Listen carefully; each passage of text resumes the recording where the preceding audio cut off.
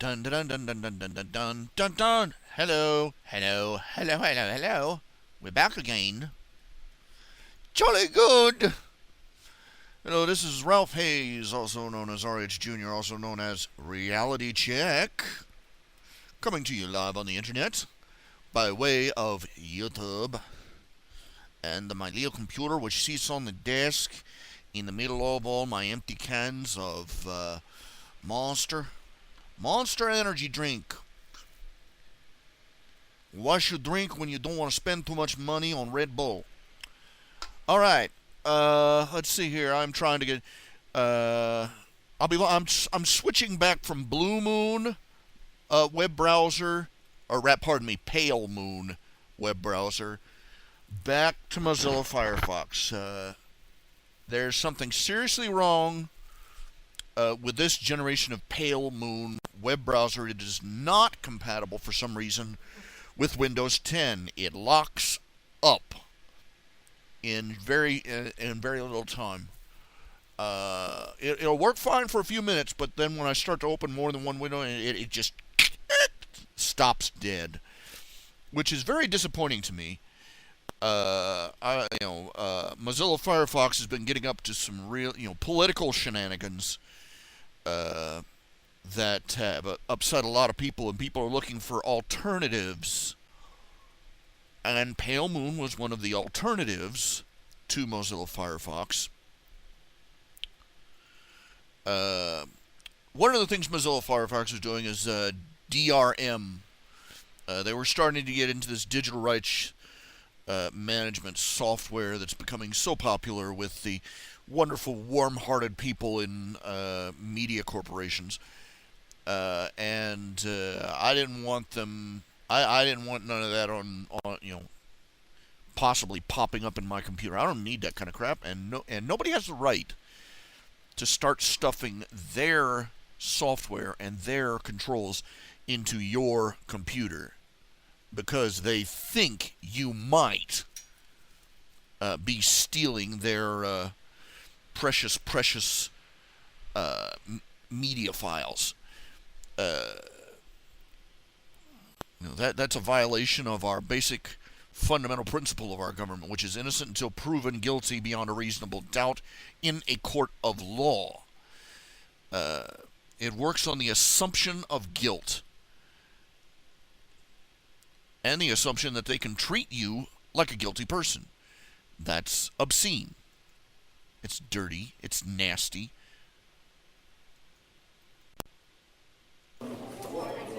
Hold on a second. I'm trying to.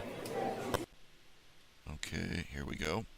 It's dirty bird work, and I'm not going to let any. I'm not going to support any company that participates in it.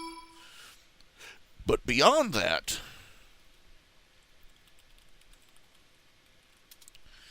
there's the despicable fact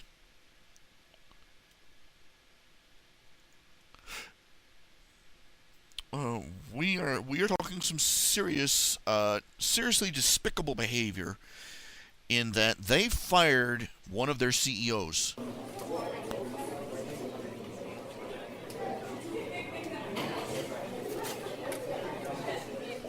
They fired one of their CEOs because 5 years ago, not even currently, 5 years ago, he made a donation to a pro-family values organization, not even a gay-bashing organization or an anti-gay organization or anything like that, or some racist organization or anything like that, but a pro-family values organization. That's okay. That's disgusting. And and on a side note, this is what I'm talking about freedom of association. They have every right to do that. And they're going, hey, where are you coming off with this? You sound like a hypocrite. You're going, both directions at the same time. Well, I'm saying they have every right to fire somebody because they think their face is ugly. They have every right to do that. They have every right to hire and fire as they please. It's called freedom of association. They have every right before God Almighty to serve or not serve any customer they want. The fact that our government does not acknowledge that right is one of the violations of human rights and dignity that our government is subscribed to. But they do have that right. It is inalienable. It is given by their Creator, God Almighty. But I also have a right to hear about this, say, you're an a-hole for doing this, and not associate with them. You see, this is how freedom works. This is how freedom is supposed to work. You step into the open market. Your products and anything associated with them are judged by other people whether or not they're going to take them. You can't force yourself on other people. They can't force themselves on you.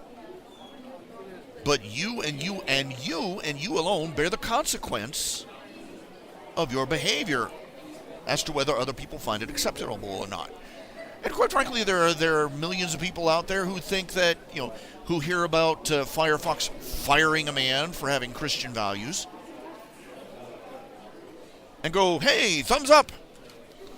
Fine, great. They can go play with Firefox all they want, Give them their support by their dollars. There is nothing more legitimate than supporting people by putting your money where your mouth is. Because that's your money. You earned it. That's your blood, sweat, and tears. Giving somebody your vote, big deal. You get a vote for free in this country. It costs you nothing to give it over to whoever you like. But you cash, that's where the rubber meets the road. And that's why I say campaign finance reform is a load of crap too. If a corporation that makes billions of dollars a year in the American economy, if an American corporation made up of American people makes millions of American dollars in the American economy, then they should have the right to spend those millions of dollars on anything they want, including a politician. They should be allowed to spend their money in support of any politician or political issue that they choose. They didn't cease to be human beings when they joined the corporation.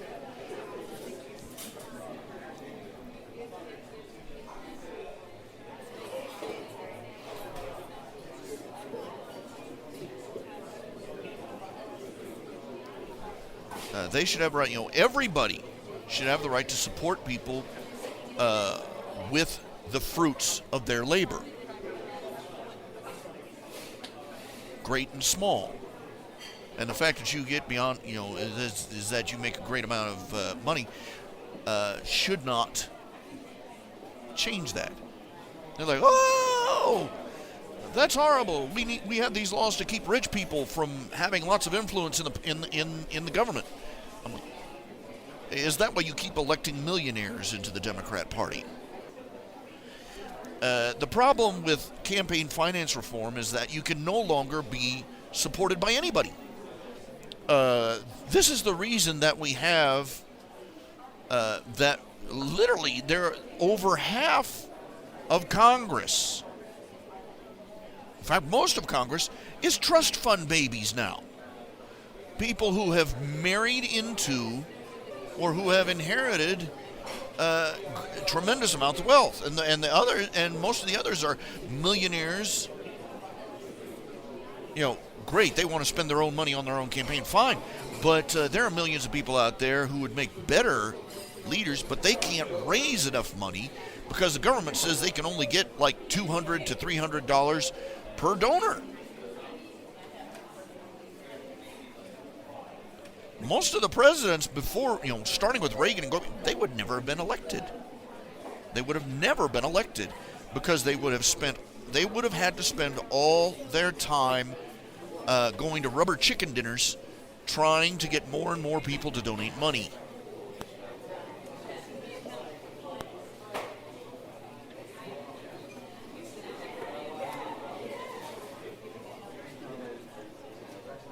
campaign finance reform is, it's been the campaign finance reform.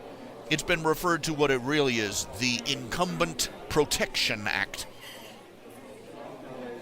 Campaign finance reform makes it impossible for those who are not already in political power to finance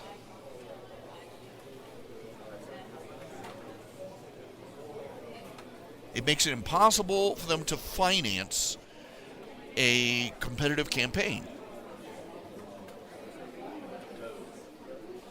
And this is why you have nothing but millionaires in Congress now. There are people in there who have been there over a dozen years, or over 100 congressmen who have been there in their position a dozen years or longer.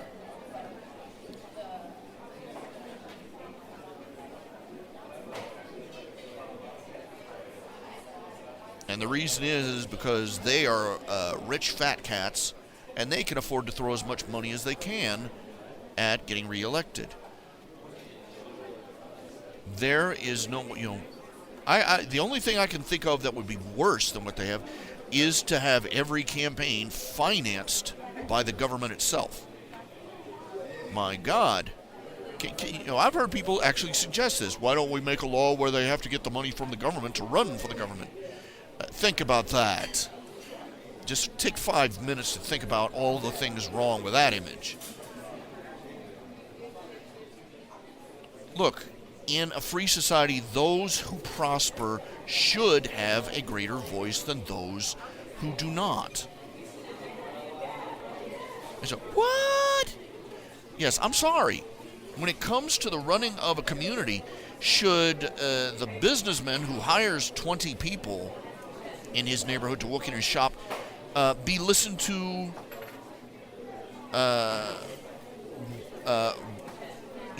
you've got a small community, a small town. You got this one guy over here who's built a shop that's kept about 20 to 100 people continually hired in that community for as long as he's been alive. And we got over here Joe the hobo,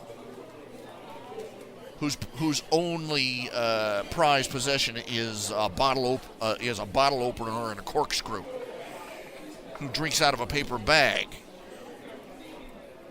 Should these people have an equal voice? They do have an equal voice. They've got a vote. But is the community, if it has any God-given common sense, is it going to listen to both of them with the same seriousness? No, it's not going to. It shouldn't.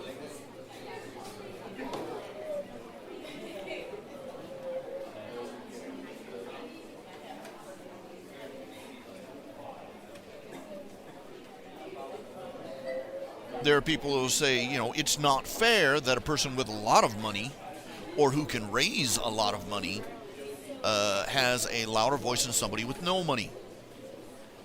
Well, I think it's not fair that physically fit athletes get gold medals at the Olympics, while I have to go shopping in an electric mobility cart. And I'll never get a gold medal. That's not fair. I can't compete in the Olympics.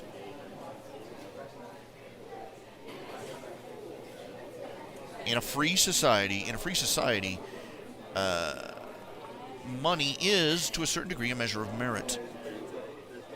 But only in a free society. In a society where government has excessive power over, as one statesman put it, when the government controls buying and selling, the first thing to be bought and sold is politicians. You don't want people with lots of money to have a lot of excessive influence over the government. What you do is you make sure that the government doesn't have influence to peddle.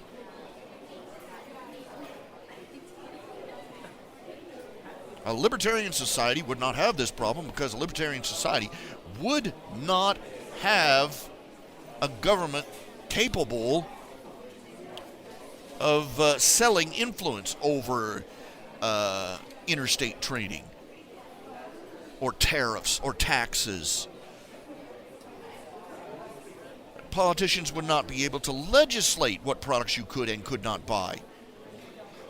There would not be an FCC, an FDA, and all these other alphabet soup organizations in a free society. People would not have to vet everything past a complacent, idled, all-powerful government to get out onto the open marketplace.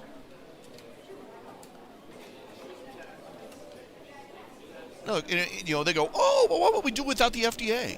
What would we do with the FCC to control people and to make sure that they don't put out nasty things that hurt people? We call that the open market. And yes, it does work. And no, it doesn't require that people get sick first before a scandal starts. Now,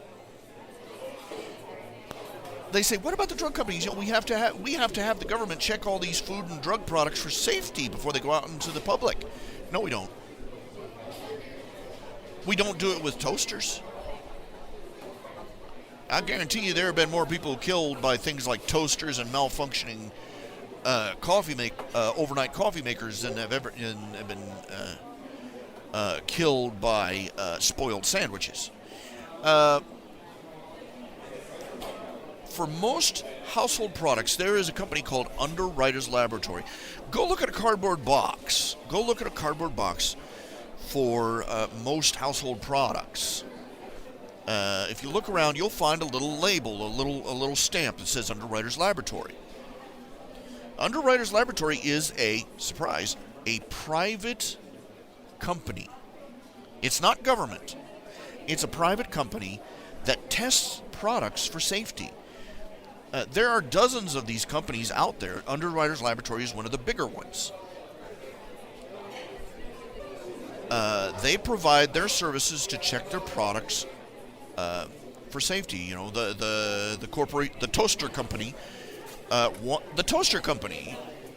that makes toasters wants their product to be safe. Angry, burned, electrically shocked customers don't come back and buy no more toasters. It's that simple. It's bad business to hurt your customers.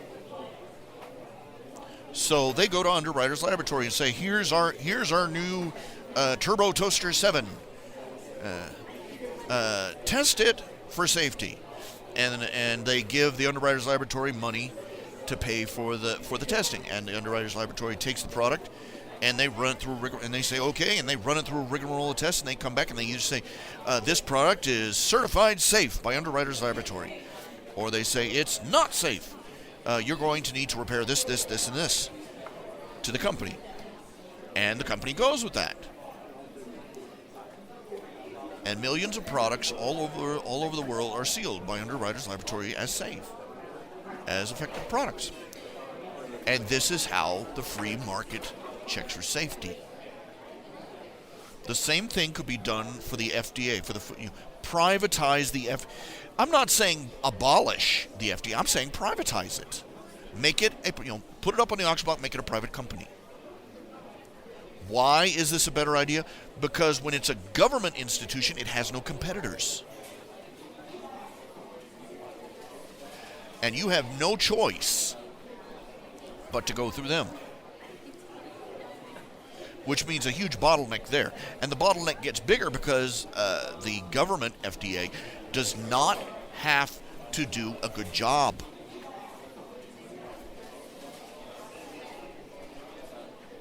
That's a scary thing. They don't have to do a good job. They just have to approve themselves. The fox guarding the hen house. Now, the FDA, in the open market, Underwriters Laboratory has to do a good job. Underwriters Laboratory has to do a good job. It has to do a fast job, and it has to satisfy both needs of the market. It has to do a satisfactory job. If they are too slow, or they are too strict, if they take too long conducting these tests, the company that, Turbo Toaster 7 company can come back and say, no, we're tired of waiting for you to finish this. We're going to this other product testing company over here. if Underwriters Laboratory, at the same time, if Underwriters Laboratory is careless and approves products that are not safe, the customers will go, this Underwriters Laboratory seal is crap. It means nothing. It might as well say made in Taiwan. Look for companies that are sealed with another company. Consumer Reports or something. And Underwriters Laboratory loses business. So they have to be effective. The FDA doesn't have to. They can put a seal on something. It can be complete poison, and they will. That's the thing of it. The FDA can spend every year. The FDA has to revoke some of its own decisions, because surprise, the product they approved is safe and healthy, and everything is poison, and it's killed somebody. But they're never going to go out of business. They're never going to go out of business. You can't fire me for doing a bad job. I work for the government.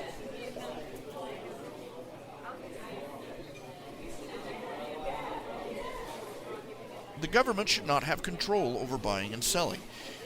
You can't bribe. You could probably bribe a private company, but in the long run, it will cost them. And they know that.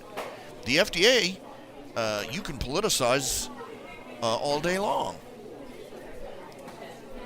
Because it's not, the FDA is not a product safety organization. It's a political organization.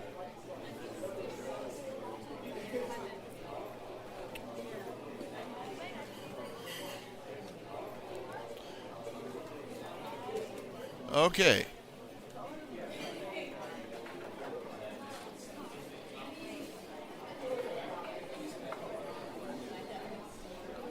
Yeah, the problem is that if you go on long enough, you start out insisting the government should have the FDA to check products for safety. Eventually, you reach a point where the government should be coming into people's houses and checking their toasters to see if they're safe. You see where it goes. You don't want people buying influence in the government? Stop giving the government influence to sell.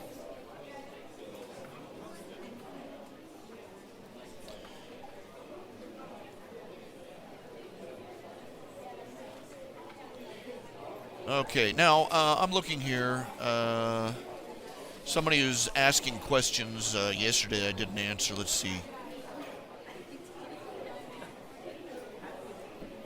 Okay, it was a point about Unico, the Osamu Tezuka anime and manga, that the gods were pursuing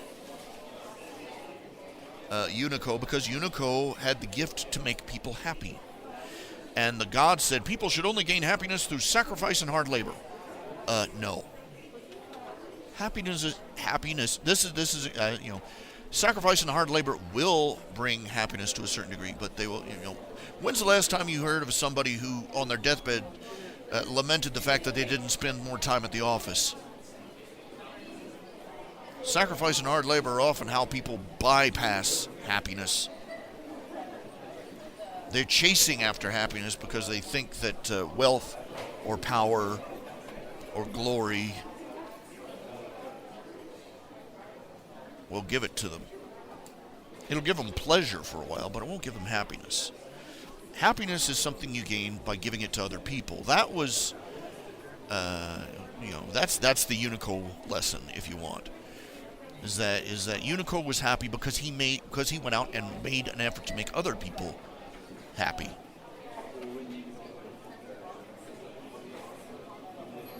Okay, here's the question I was asked. What is my opinion on the webcomic House Pets? It's a very well-drawn comic, and it's an interesting premise. It's an interesting divide. The House Pets comic. I've never seen a split quite like this, where pets are basically, pets are intelligent, which means they're basically regarded as children in their world.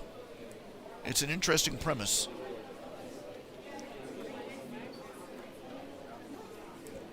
the pet, they're still bought and sold, they're owned and cared for, and they have, but they are, they have the same social role in the human society as children.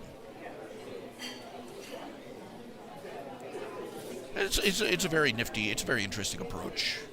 I've never quite seen one like that. Not one so overt. You look at Wallace and Gromit, for instance. If you've ever seen that cartoon, it's a British cartoon, claymation. Gromit is Wallace's dog, and he's as intelligent as Wallace, though he doesn't speak.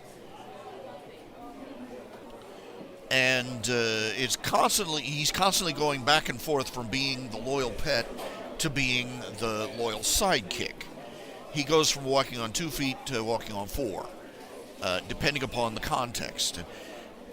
You look at Snoopy and Charlie Brown. Snoopy is constantly behaving like a human being, but depending on the circumstances, suddenly he's a dog again. In house pets, they don't do that. They have one role in society, and they stick to it. It's very interesting.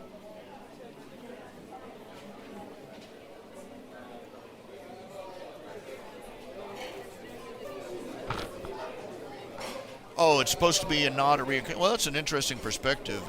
I consider it a terrible concept that Unico goes from place to place. He makes all these wonderful friends. He does all these things for other people, and his only reward is at the end is that he loses everything, even his memories of them.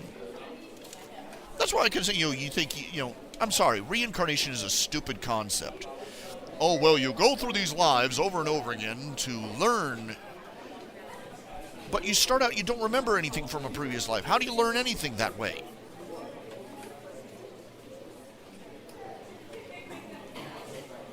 This whatever cosmic entity arranged reincarnation sort of skipped over that point.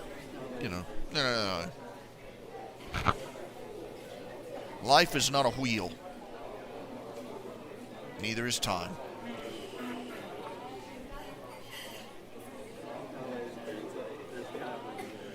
Oh, well, Unico, he turns into a full-grown alicorn when crap hits the wheel. But I think he could be written into a crossover with My Little Pony. I mean, let's face it, most everybody in that show can get ridiculously overpowered at a whim. I submit to you the battle between Twilight Sparkle and Tyrek himself. It was Twilight Sparkle with the power of 4 alicorns versus Tyrek with the power of an entire nation of unicorns, Pegasus, and Earth ponies. And it was a draw. Unico is a anime and manga by Osamu Tezuka. I'm not even pronouncing it correctly. It's about a little unicorn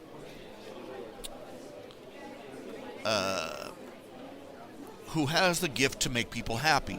But the gods of Unico's world, this displeases them, because they say that the only way that people should be allowed to be happy, they should gain happiness through hard work and sacrifice, and of course, worshiping the pagan gods, of course.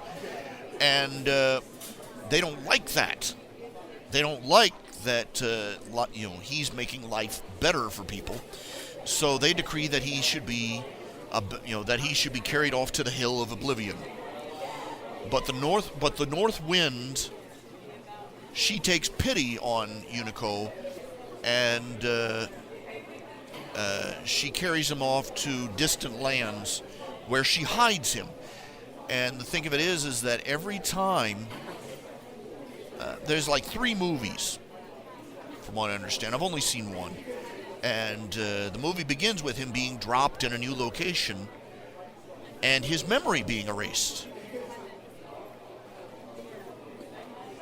And it ends with the Northwind having to come back and sweep him away again, because the gods have figured out where he is. And when she does, she has to erase his memory all over again, and he loses he loses everything. He loses his home, he loses his family, he loses his memory of his friends.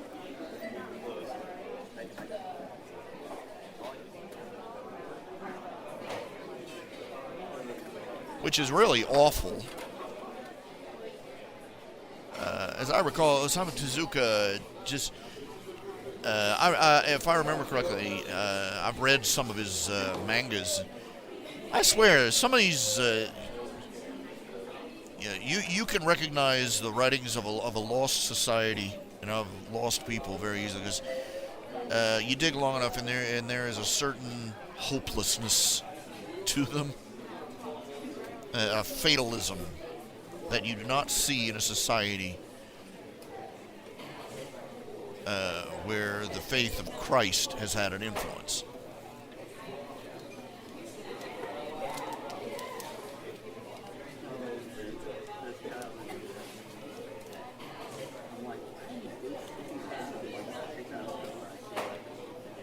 And basically, this, there's never a conclusion. There's never an end to Unico's travels or difficulties or losses.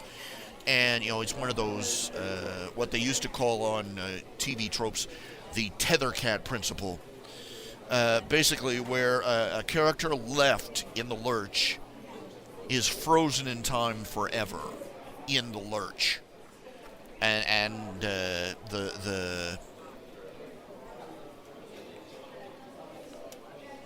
And it is, just a very bleak thing. It's very tragic, and it really, it really tends to upset and depress the audience of a particular work when you get that. What do they call it? Ontological inertia. Anyway. I believe the term is no ontological inertia, which means basically that if you aren't actively observing what's happening to them, their life freezes in place forever. And I have been tempted, just like I've been tempted to do a fanfic where Unico ends up in Equestria, and everything finally comes to a head, where this pantheon finally confronts Celestia and Luna over the fate of Unico. Yeah. Get out the popcorn. This gonna be good. Now,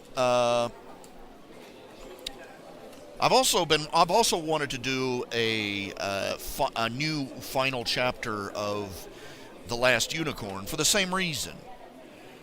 And I drew up a short last few chapters in my blog. I think you've seen it. Let's see here. Let me pull it. Blog. Let me see here.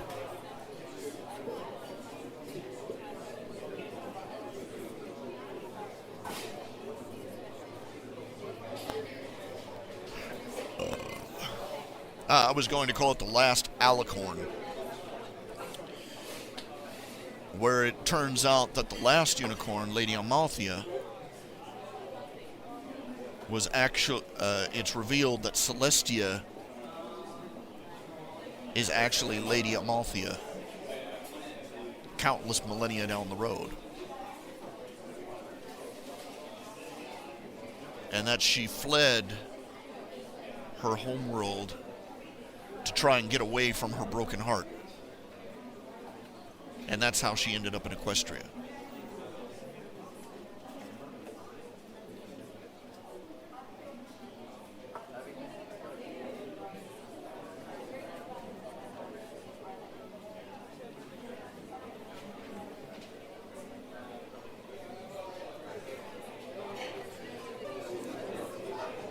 Check it out if you want. I think I find great.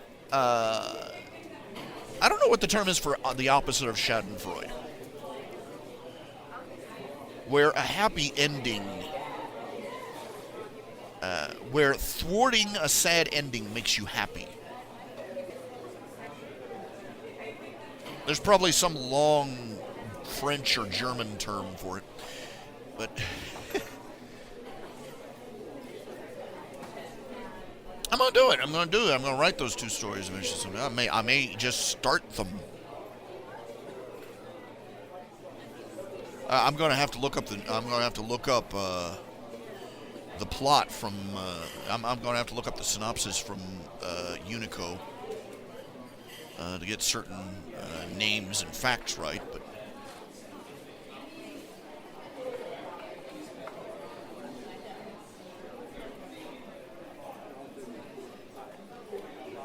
Yeah, this was their excuse. I love, a lot of, these writers, they use Schmendrick's excuse. There are no happy endings because nothing ever ends. I'm like, technically. First of all, theologically, I disagree with you. Second of all, yeah, so what if nothing ever ends? That doesn't mean there can't be happy beginnings.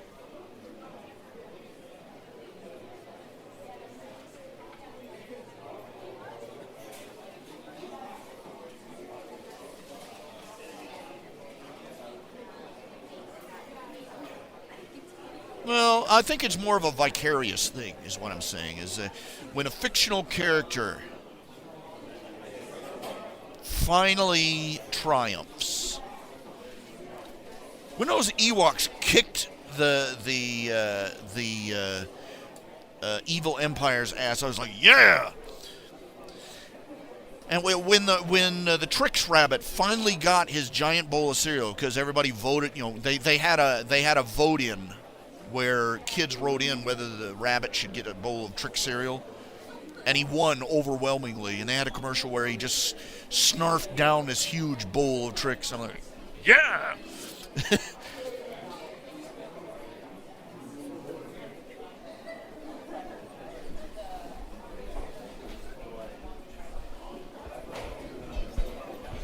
When the hero wins at the end, I'm like, yay!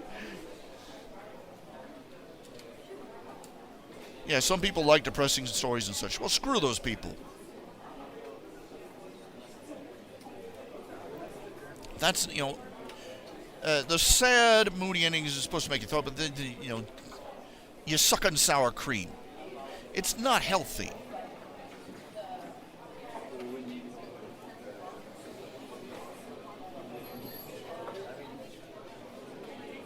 There's a reason that goth people look like they all have head-to-toe gangrene. Okay. Wallowing in darkness is not healthy. Fundamental fact, there is no such thing as darkness. There's just places where the light has not shined yet. Darkness is not the opposite of light. Darkness is just where the light hasn't reached. There's no such thing as cold. Cold is merely a place where warmth has not spread. Are you getting what I'm saying here? They are not fundamental opposites. They're null and void. A void is not the opposite of creation. A void is just something that waits. It's just a blank space. It's a blank page waiting to be filled.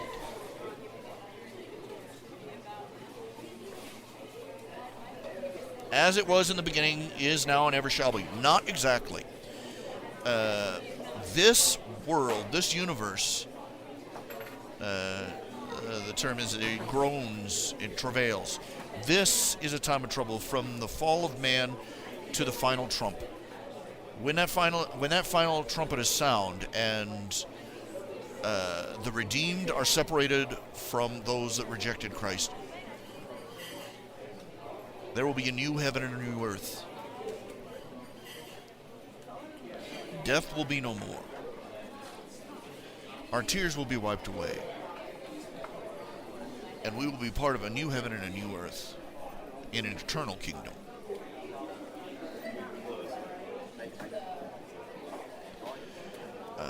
It is going to be different. It's obviously going to be similar to this way, in the same way that a real object is similar to its shadow. as C.S. Lewis would put it.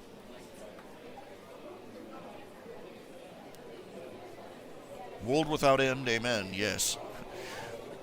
But it's, as C.S. Lewis put it, everything that has happened from the beginning of the fall of man to the end of this world is just going to be the first line of the first chapter, the first page of an unending book that will be more incredible with every chapter.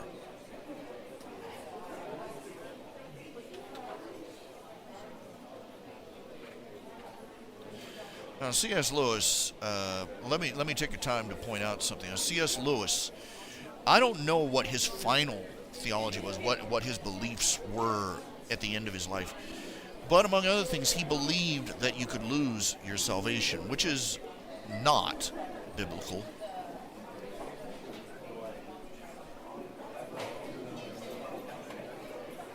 So take what he has to say about faith and loss and salvation with a grain of salt. And be aware that his beliefs, at least in his earlier theological works, might not be on par with what the Bible has to say.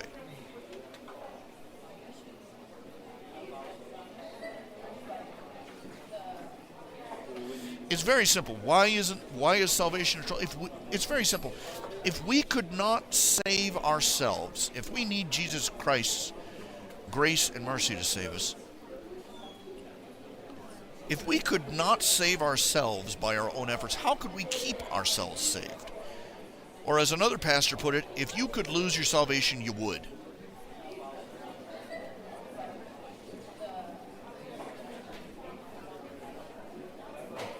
And if people could turn away from Christ, if people who had accepted Jesus Christ and been anointed by the Holy Spirit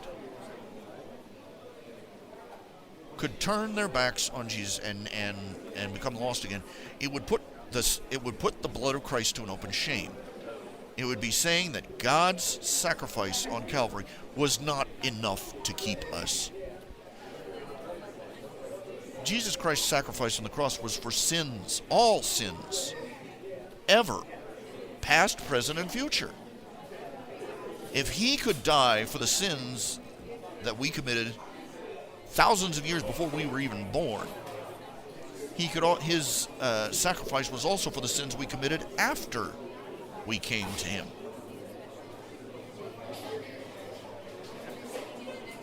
No, most of the parables are dealing with how you can lose the blessings and rewards that are to come to those who serve Christ.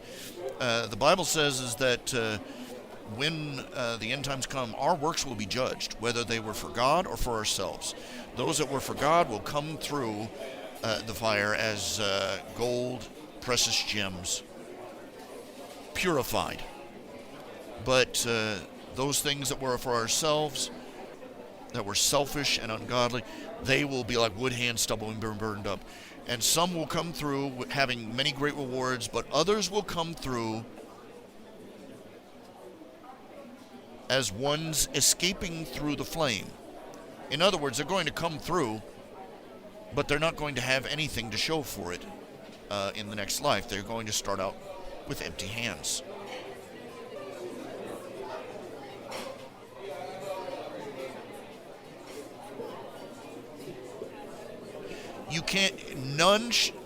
God had something to say about salvation. He said, I shall never leave thee nor forsake thee.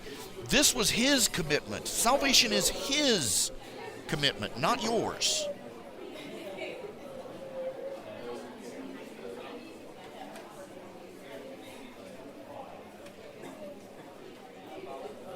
I will never leave thee nor forsake thee. None shall take thee out of my hands, and whosoever cometh into me, him shall I in no wise cast out. This is the spirit of adoption, where we cry, Abba, Father.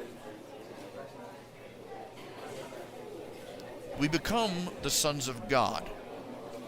when we accept Christ. A child can be disobedient, a child can be rebellious, a child can turn his back on their father, but he is still that man's child.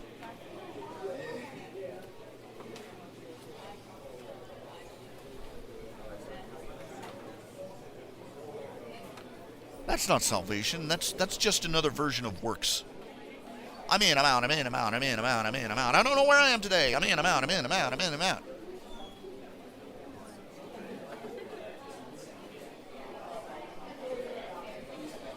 And it also says, for by grace are ye saved through faith, and that not of yourself. In other words, the faith to believe what Christ, even the faith to believe what Christ did, comes from God. Not of works, lest any man should boast.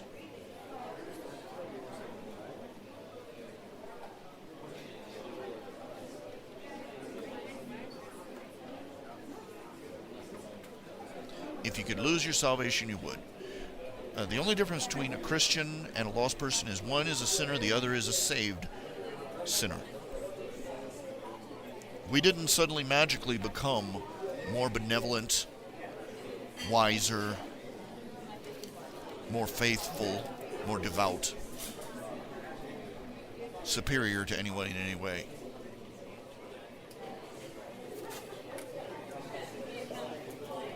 Salvation is admitting I can't do it and letting God do it for us.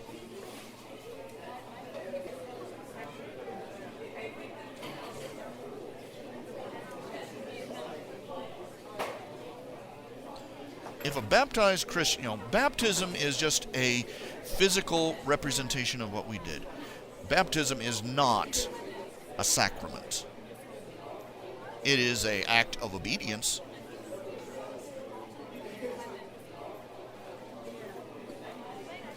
But baptism does not determine whether we are saved or lost either.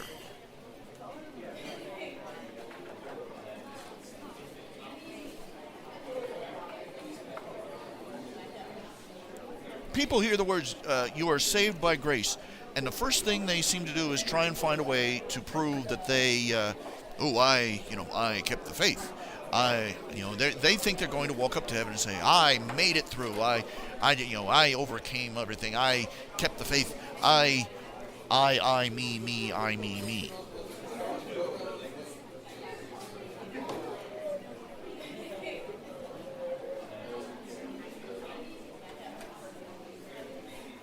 We are sealed with a seal.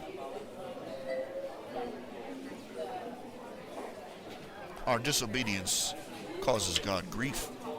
Our sin, our shortcomings, our failures will. And our times where we lose all hope and faith, or when we fall into sin,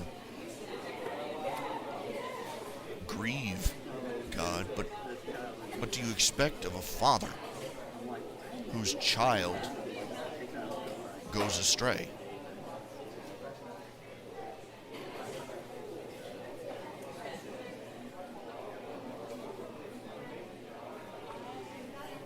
It's interesting how Christians labor constantly with that less than subtle fear that they will unconsciously turn away from God and become worldly again, and that God will reject them. You know what that sounds like? Like an adopted child. Have you ever heard about how adopted children behave once they've been adopted? So many adopted children, when they are adopted into a family, many of them, especially the very young ones, labor under the fear that if they screw up, their adoptive parents will throw them back to the orphanage. Oh, this one's no good. Let's throw him back.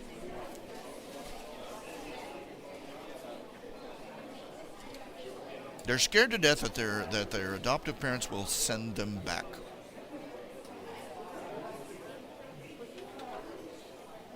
Sounds very familiar, doesn't it? Yes, there are many people who are going to say just that. There are people out there who believe that their great and glorious works prove that they are one of God's blessed and chosen. But they never repented. They never accepted Christ as Lord and Redeemer. They were relying on their own righteousness. Can you say Catholic? Oh, well, I went to church every Sunday, and I recited the sacraments, and I did the sacrament, and I went and did confession, and I kept a rosary, and I climbed up that, I even went to Lourdes and drank from the well there, and I did a sabbatical and a pilgrimage, and no.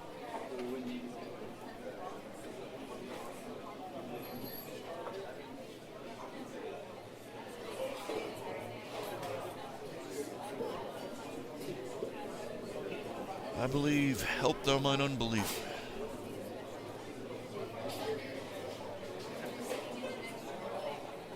He never knew them.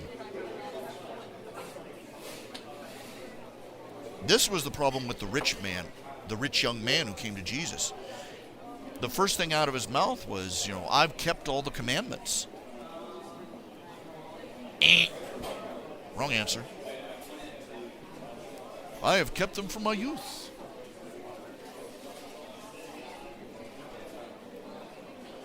And there's something interesting about the rich young man that most people don't realize, is that in that culture, wealth was considered a sign of the blessings of God on a holy man. Seriously, quite seriously. Think about it. You had Abraham. You had Isaac, you had Moses, you had Solomon, you had all these fathers of the Jewish people. They were blessed by God, and they were tremendously wealthy. I mean, Abraham, for all intents and purposes, was a king. He had a moving kingdom. Servants and camels and tents and, the whole 9 yards. He had thousands of people, bondservants and freemen alike, under him. He was a rich man. And it was considered proof, or a man who was wealthy was considered proof that he was also a righteous man. Even though people knew better about their behavior. But this rich young man came to Jesus. He said, yes, I have kept the commandments of God. I've kept all the commandments. And what work do I need to do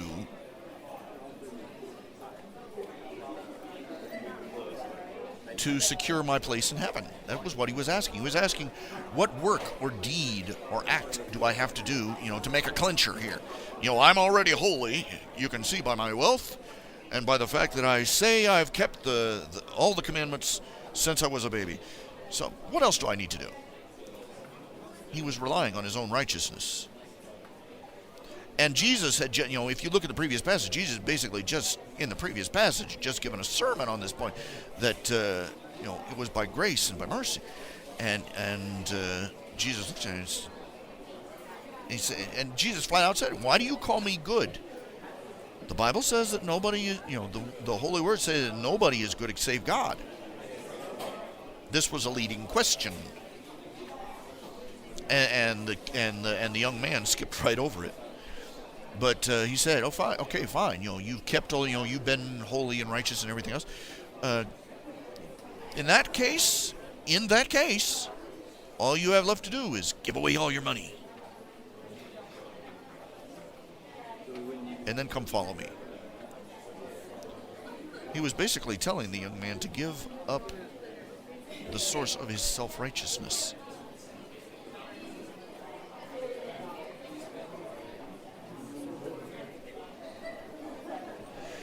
And the young man lamented. It's interesting that we never learn the actual final fate of the young man. I believe that as Christ is merciful, and as Jesus loved the young man, he looked on him and loved him. and the young man's sincere, if mistaken, desire to be part of the kingdom of heaven. I think that eventually, I would like to think that he went on and it finally sank in at some other time in the future when, after Christ perished and rose again, after the crucifixion, that the young man at some point in the future, goes, "Oh, I get it." Now, there's one of the things that Bible scholars say is that when it comes to understanding difficult passages of the Bible, the basic assumption you have to make is that the more difficult passages of the Bible, if you are having trouble understanding a difficult passage of the Bible, keep in mind that it is not going to contradict the rest of the Bible or the parts of the Bible that are easy and clear to understand. There are, people go, "But why would Jesus tell it?" There are people who do it the exact opposite. They look at this story of the rich young man and say, "See, Jesus said that rich people have to give up all their money." Where everywhere else in the Bible it says that salvation is an act of grace from God, and that it comes from Jesus as a gift.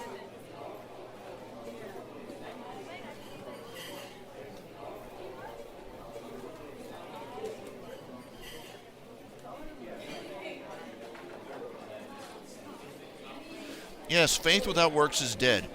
Read that passage. The passage where that verse comes from, it goes on to say, the man who wrote this, he goes on and says, "I will show you my faith by my works." That's what it means when it says faith without works is dead. We demonstrate, we can talk all we want, but we demonstrate our faith by our actions.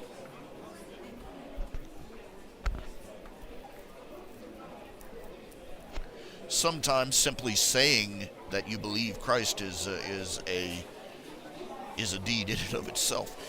Consider that admitting that you are a Christian in the Middle East right now will get you killed. Standing by your Christian principles in this country can get you sued.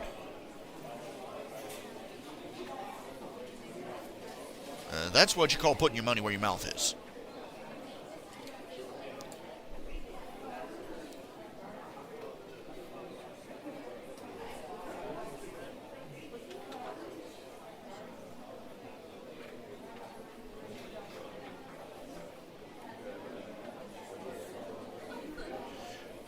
I would think, there's no biblical evidence for the fate of the young man. It's interesting, though, that in other passages it speaks of young men or rich young men doing various things.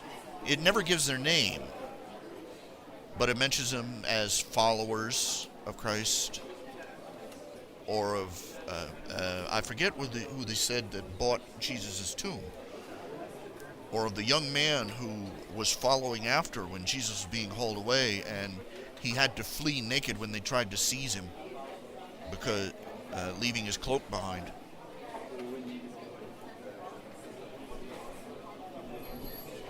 Yes, Riley King, the Bible says, "If thou shalt confess with thy mouth the Lord Jesus, and shalt believe in thine heart that God hath raised him from the dead, thou shalt be saved. For whosoever shall call upon the name of the Lord shall be saved." What did Jesus himself say to Nicodemus? You must be born again.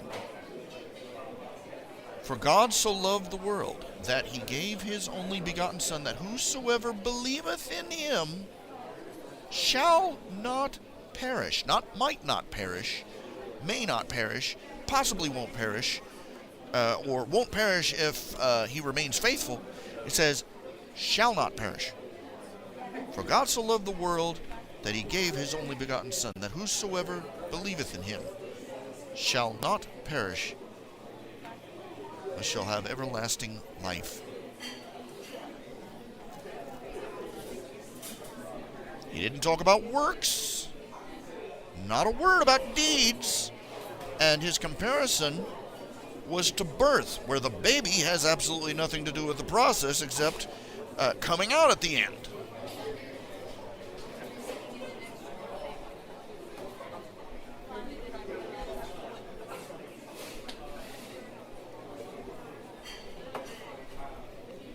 What good is a salvation of grace that you have to work to keep? That's not a gift. That's a salary. That's a wage. Oh, there are wages to be paid. The wages of sin is death. But the gift of God is Jesus Christ, is eternal life through Jesus Christ our Lord.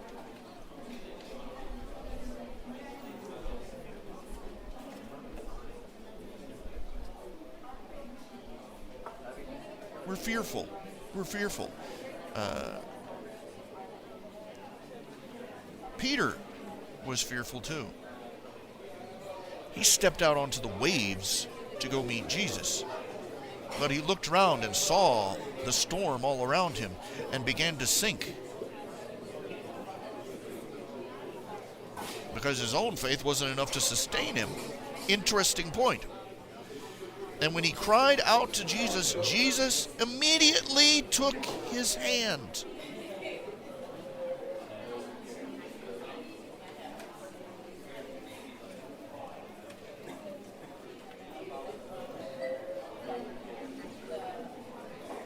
We're not going to walk on water all the way to shore under our own power. He has to take us by the hand. It's not going to be of our own power. It's not going to be 50% our power, or 75%, or 2/3. There is none righteous. No, not one. Not even you. Not even me. So, and you're never going to be good. This is something that needs to be told to me. You're never going to be a good person. You're never going to be good. You're certainly never going to be good enough. And if you can't be good enough to earn God's salvation, you cannot possibly be good enough to keep God's salvation. You can't afford the down payments.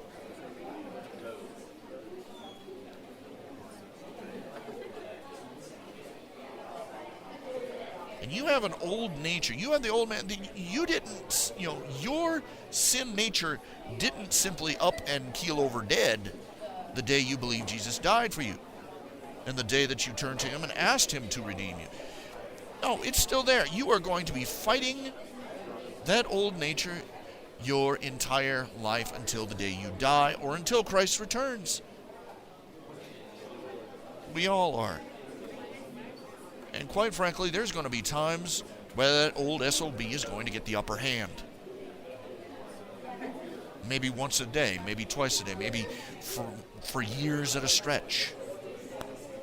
Where our faith dies and we can't believe that God has anything to do for it. Peter suffered that failure. What happened? Jesus died on the cross and he gave up. He went back and I'm going fishing. Gone fishing. It took seeing Christ again. In person. Alive. It took the presence of Christ to snap him out of his funk. What happened to all the apostles? They lost faith. As the saying goes, as the turn of phrase goes, we thought he was the one. Now he's dead. He didn't leave them. He didn't dump them on their butts in the sand and walk off in disgust. He came back for them. To the point that when Thomas said, I won't believe him until I put my hand in the wound in his side. Boom, there Jesus was. He said, look, here are the wounds in my hands, here's the wound in my side.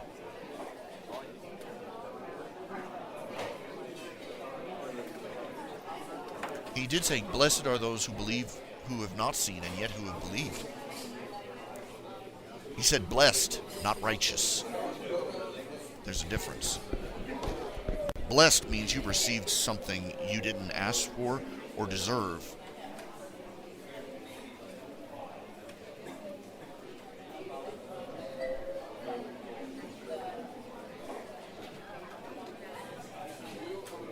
There is none righteous. And if you think that you're going to get in heaven because you've held on to the faith, who are you relying on? Are you relying on Jesus, or are you relying on yourself?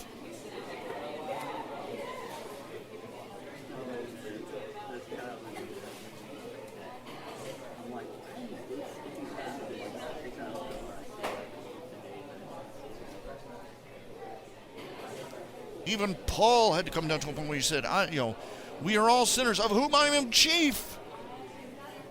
Can you imagine what it was like? It wasn't that he stopped being who he was when he met Christ on the road to Damascus. He had to live his entire life with the memory of the horrible things he had done to Christians. And worse, the things he had done out of misbegotten piety. But he had other sins he committed after that he had to live with too, and that he had to constantly grieve.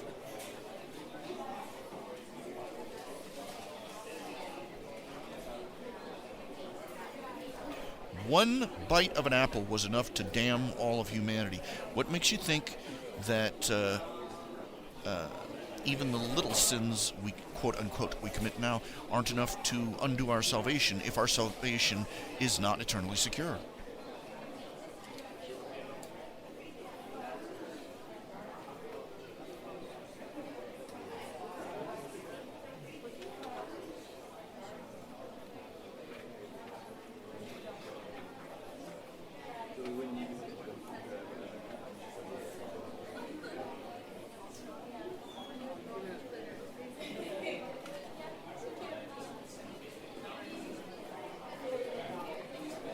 That's a good way of putting it. Being reproved is a privilege of the saved.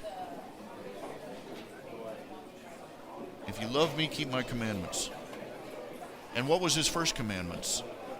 Love the Lord thy God with all thy mind, all thy heart, all thy strength, and thy neighbor as thyself. Believe on the Lord Jesus Christ, and thou shalt be saved.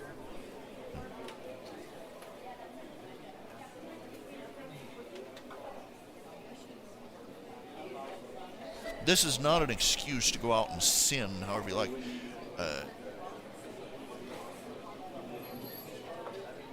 Far from it. But it's an acknowledgement that we are sinful creatures, and we are going to be burdened with that yoke until we are recreated for God Almighty. I have to get up every morning and beg God forgiveness and confess over and over again.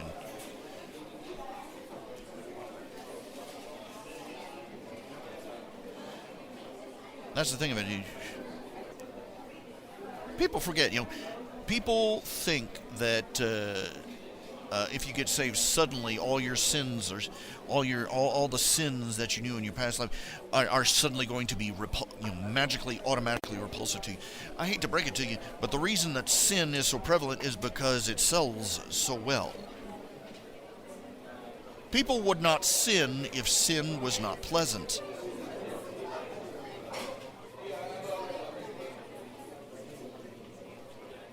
It's a fight.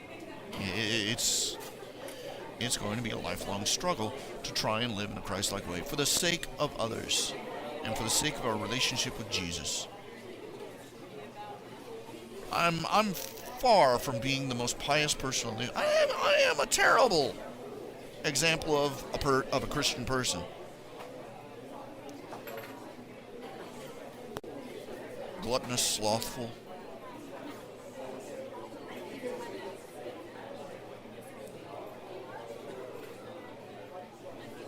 With a terrible, spiteful temper.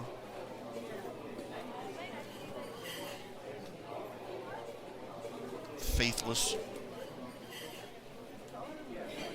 I haven't darkened the door of a church in months. Now I've reached a point where I can't get out of the house easily at all. So it's just, my physical condition has just become another excuse not to attend a local church. And I keep promising myself every week that I'm going to find a new church, start attending, and I don't. We're going to try again this week.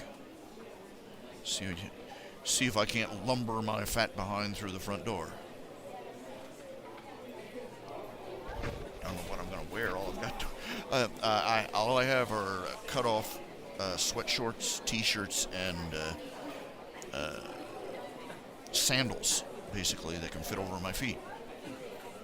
I'm going to cut one heck of an image coming through the front door of any church.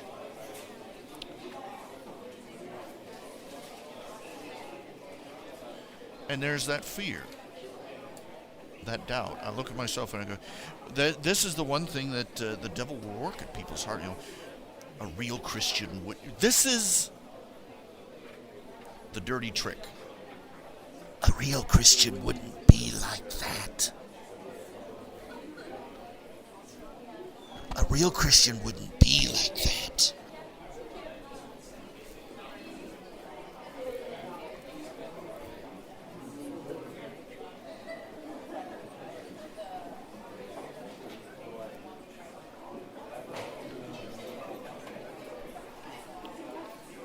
If we confess our sins, He's faithful and just to forgive us our sins and to cleanse us from all unrighteousness.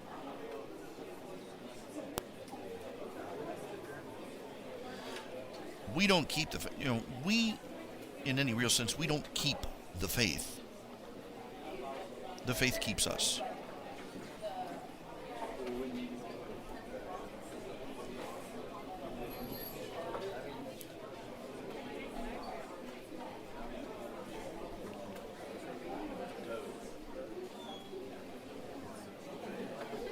Or rather, we may keep the faith, but it's Jesus who keeps us.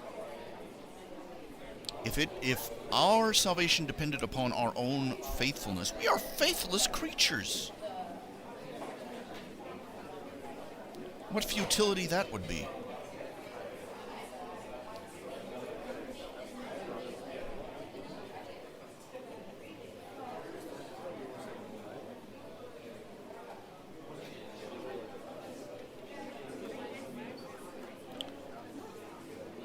No, Riley. He who overcomes will be rewarded. He who comes to Jesus with nothing will be saved. You're relying on your own righteousness to prove that you are worthy of salvation. You're not. Nobody is. Which is the whole point.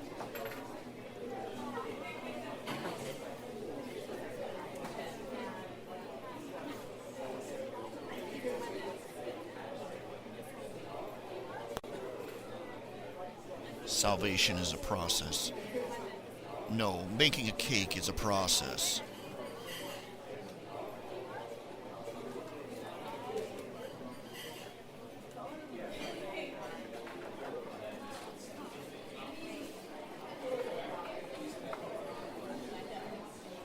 Salvation is a gift.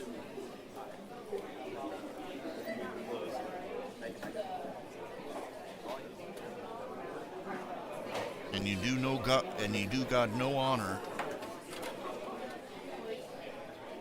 by trying to claim that you have earned it or that you have proven yourself worthy after receiving it.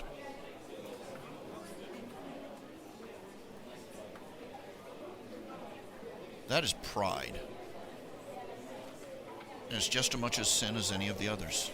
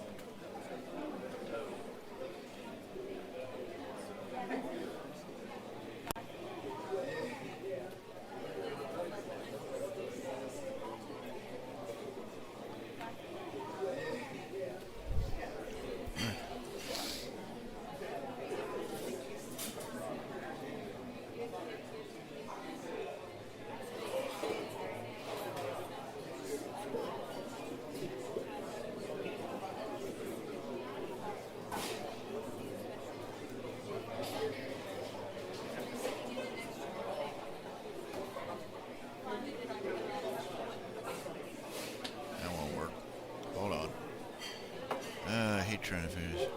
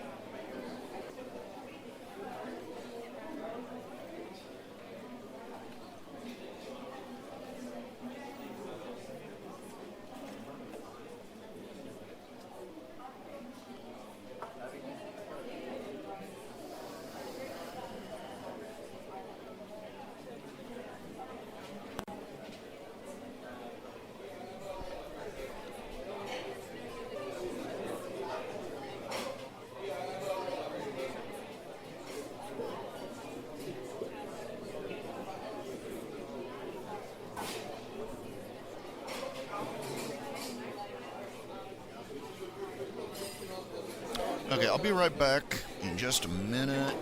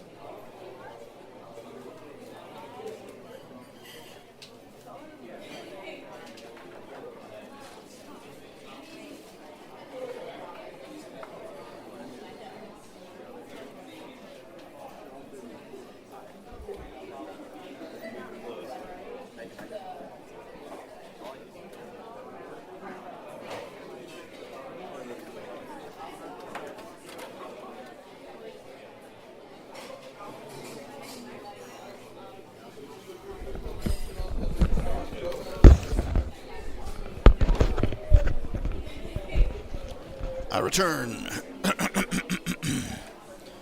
Let's see here.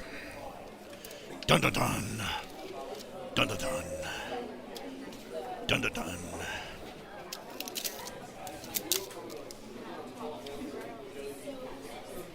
Bought myself some screen doors.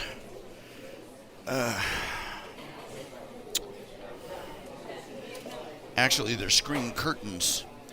There's one of these made-on-TV thingies. As seen on TV. They're basically mesh curtains that you thumbtack over your door, and you add, and they have magnets up the front that keep it clipped together. It's a split curtain. You just walk through and it snaps back together. It's very nice. Cost me $15 each, so I got 2 of them. So now I can put a screen door over my front door and my back door, leave the door open, and not get, swarmed by flies.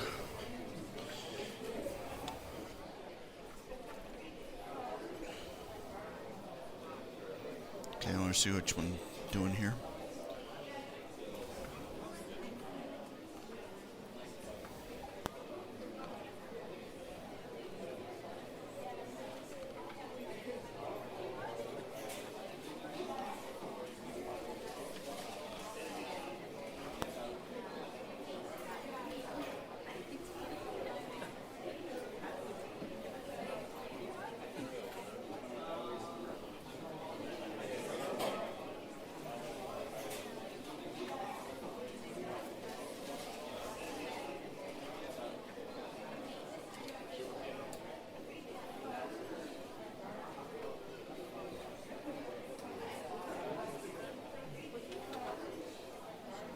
Screw it.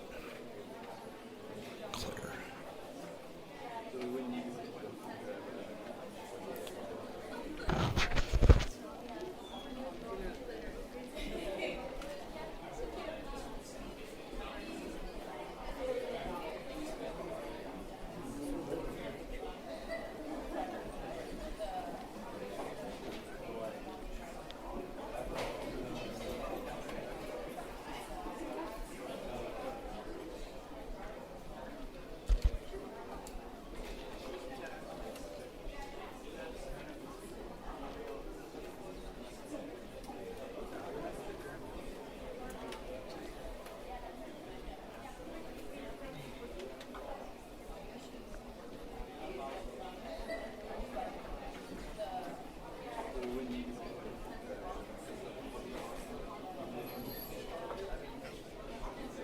Moving on, really, all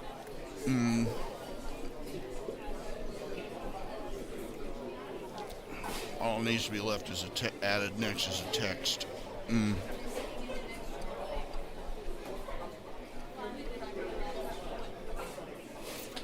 What I was searching for here in Gmail. For those who are wondering, I found, due to some of the shenanigans that Mozilla was getting up to, Mozilla Firefox, I went searching for an alternative, and I found it is called Pale Moon. It's an alternative browser to Firefox. It uses the same platform, basic structure and everything.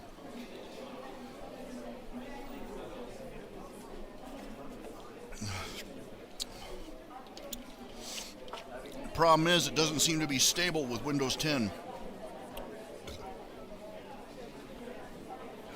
It locks up, so I'm having to switch back to Mozilla Firefox.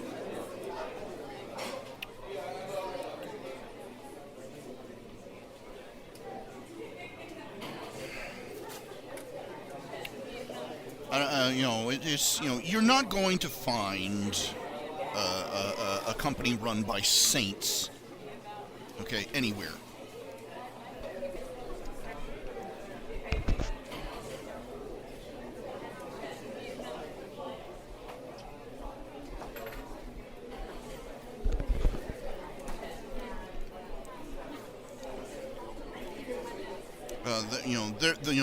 Sooner or later you're going to find out they've been up to some dirty deed somewhere.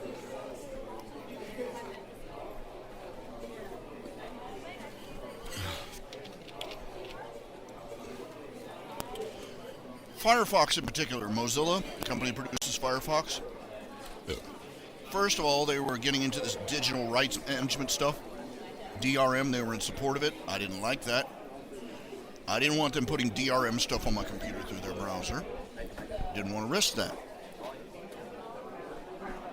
But more immediately, they fired one of their CEOs because 5 years ago he made a donation to a pro-family values organization. That's right, they fired him. Because gay people told them to.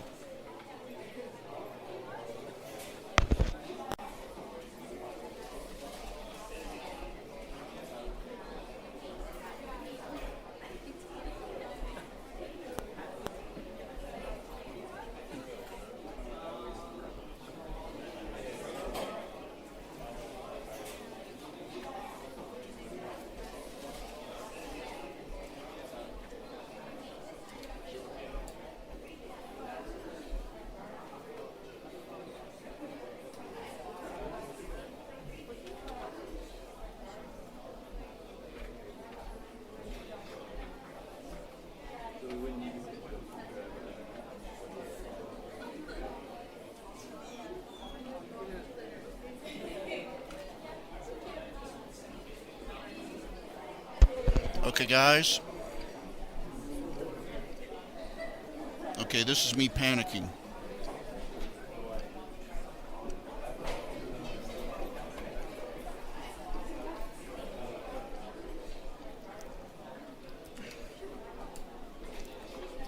According to this, this is my latest. I don't have that on screen, do I? Yes, I do. My latest electric bill. I have to make a minimum payment of $475 by September 8th.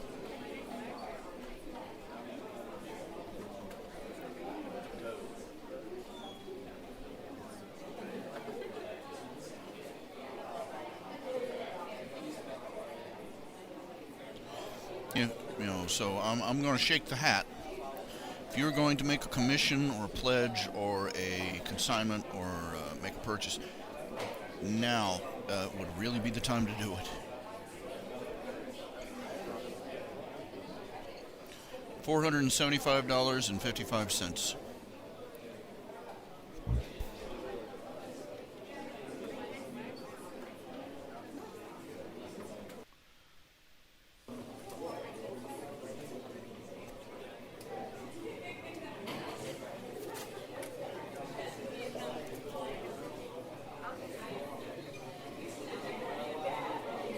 I'm too broke to be proud, so I'm just going to say it. I'm begging for help here.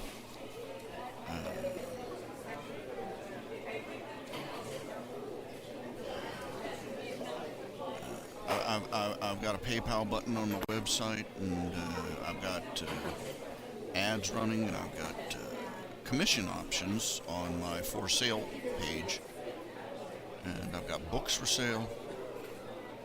Please, whatever strikes your fancy or your conscience.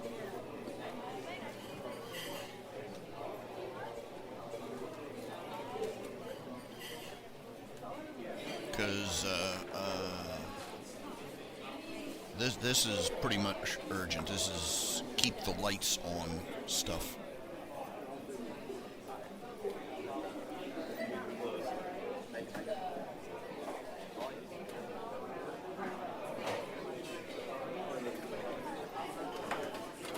Last month's bill was $270. Last time I looked at my bill, it was $275 for last month.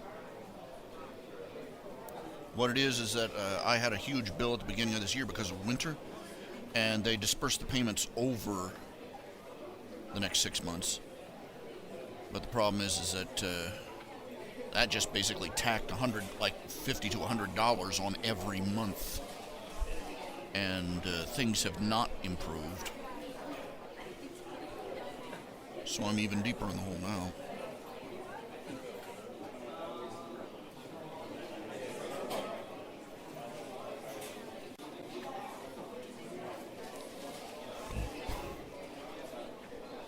My shirts are no longer for sale. Zazzle banned them.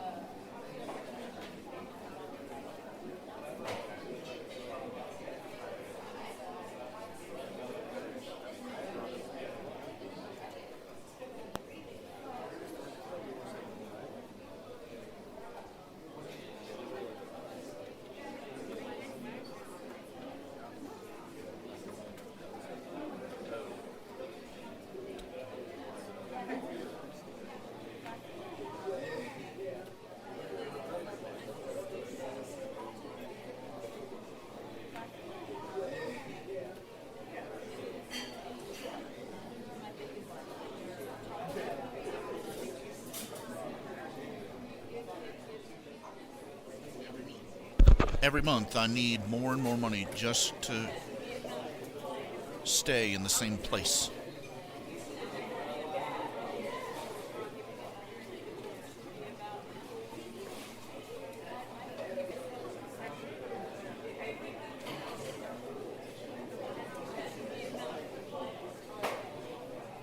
It's killing me.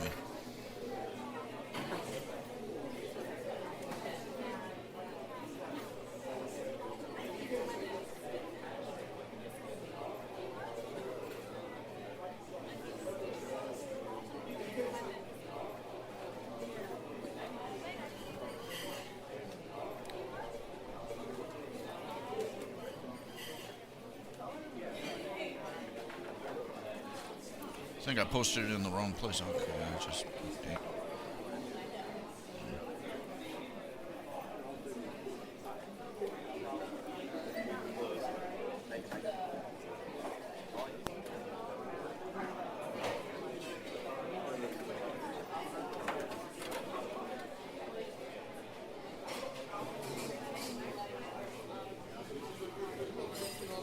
Somebody wants me to review their book. That's nice.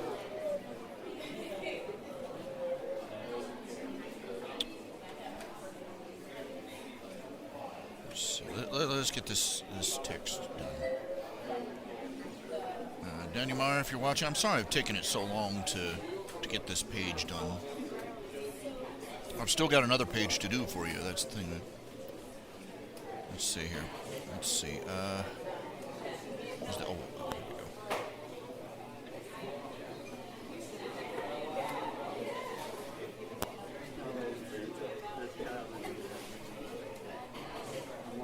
Where's the... Darn it.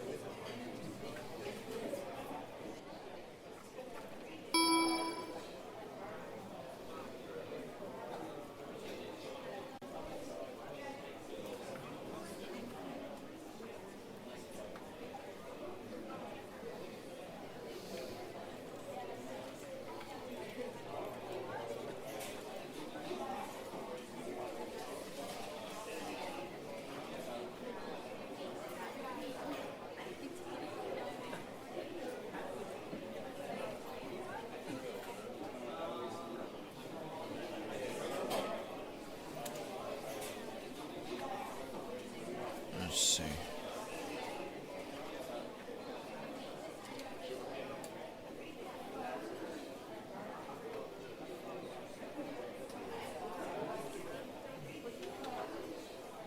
Oh, it's right down the street from the old Vic? Oh, that's nice.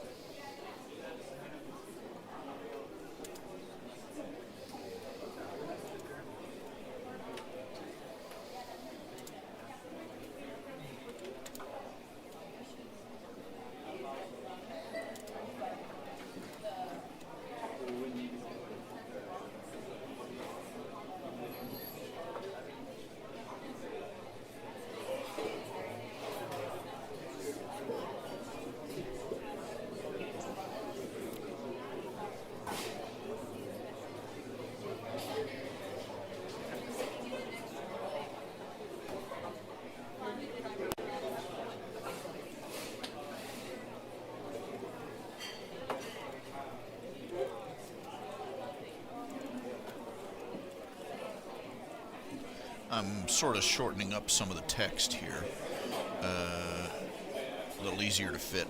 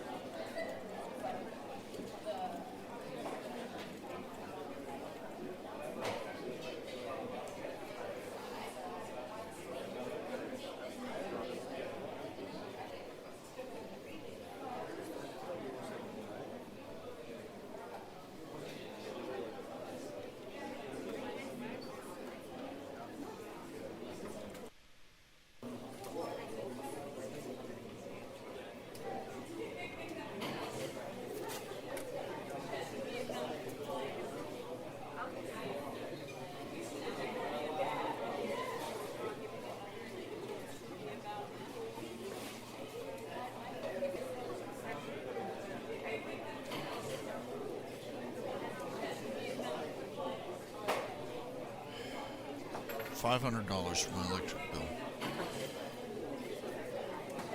I lucked out. That payment, you recall me talking about that extra payment that the guy who bought the land sent to me.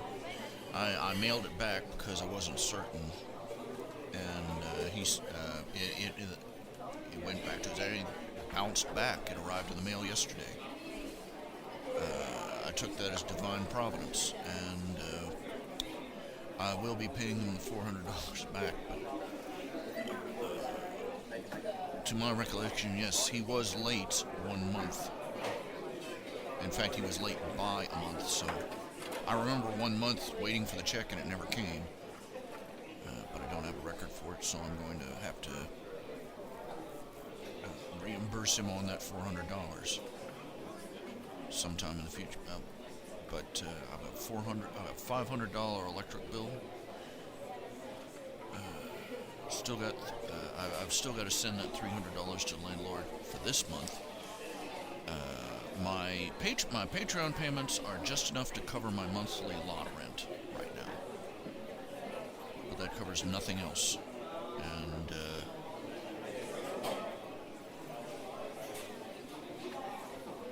that's not even taking into account internet, trash.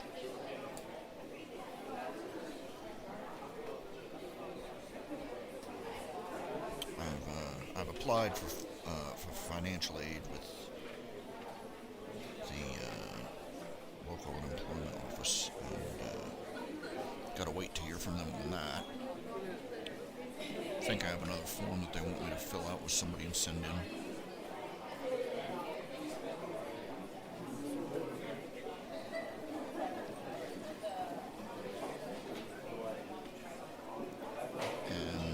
All this time, at the same time, I'm still perfectly aware. I'm still aware that I have not got a single red cent set aside for this year's taxes yet.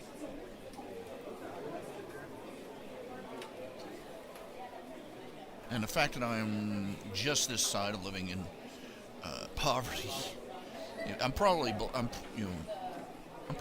the poverty line somewhere. And more than likely, they're going to whack me up for even more taxes come April 15th. I already owe them $5,000. I pay them $100 a month in taxes.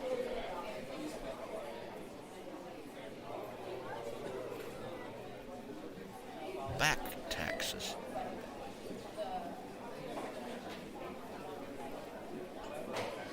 I'm treading water and I'm sinking.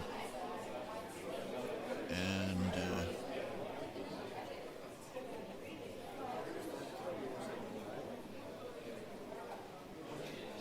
I brought it on my, I don't know how much difference this makes, but admitting it, it's, coulda, woulda, shoulda. More or less, brought it down on myself.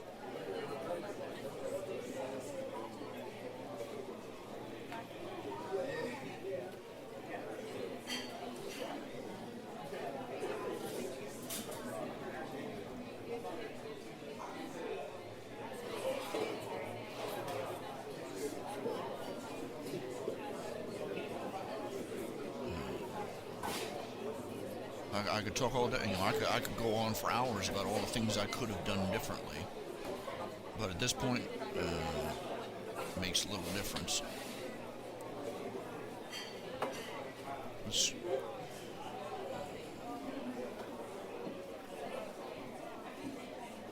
Even in ideal circumstances, if I had kept my life. If I'd gotten all my, as some people put it, if I had managed to keep all my crap in one sock, to be polite,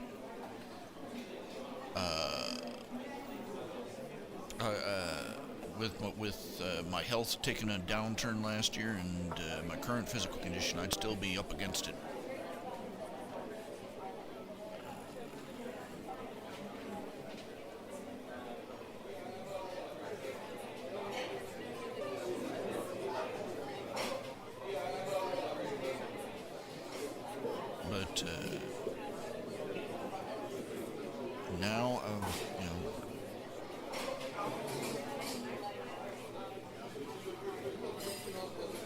artist, and this is how I survive now, by passing the hat around online.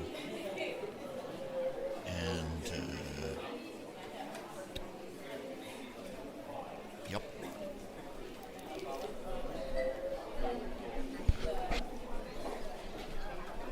I've gone back to the well too often. Every effort that my family made to help me out.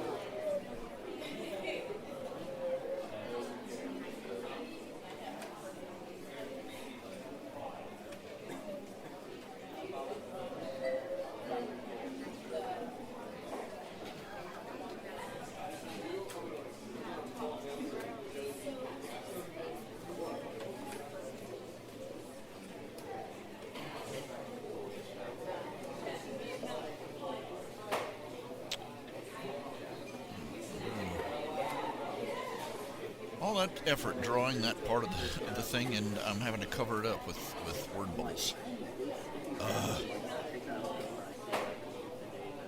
That kills me sometimes.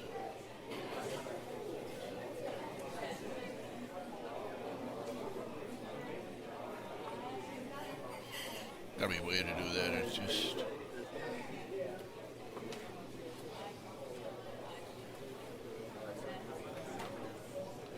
Let's see if I can figure out the transparency.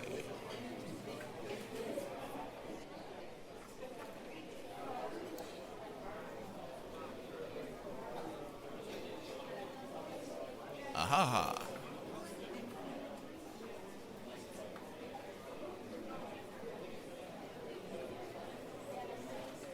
I'll start using semi-transparent balloons again. That'd probably be better.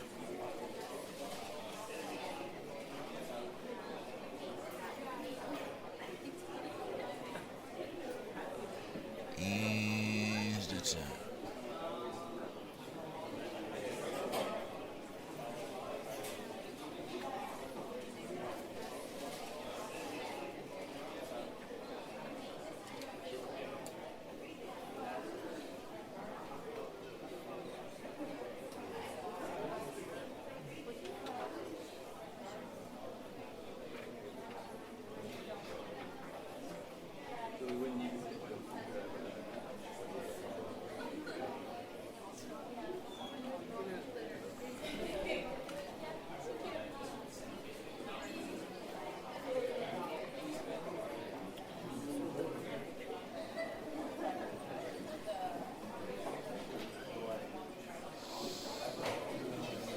Let's try this instead.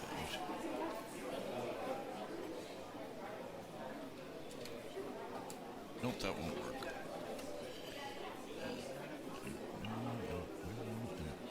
Let's try 75%.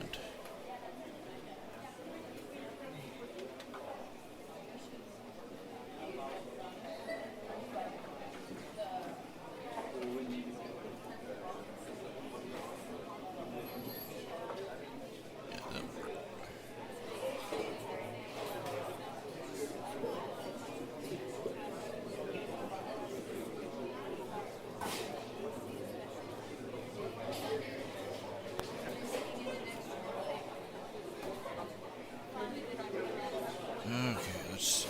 And text.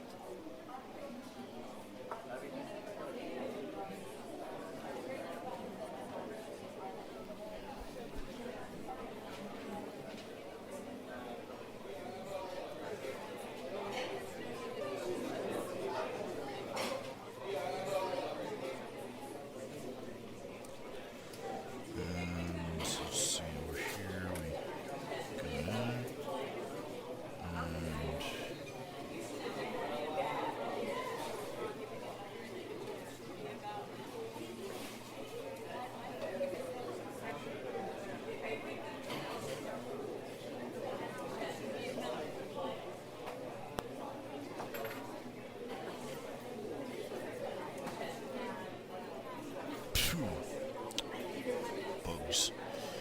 Push in, get off.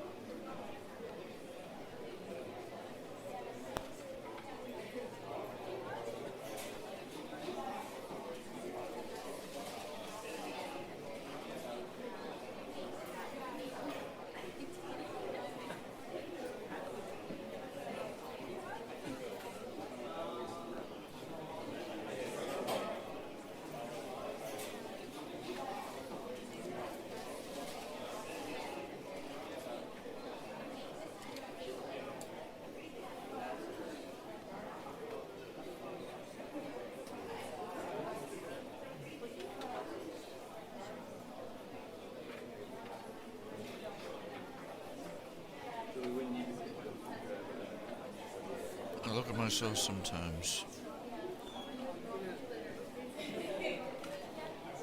and all I can think is, if I, this is where my doubts, my self-doubts, all spring from. Is I think to myself, if I'm saved, why do I feel so lost?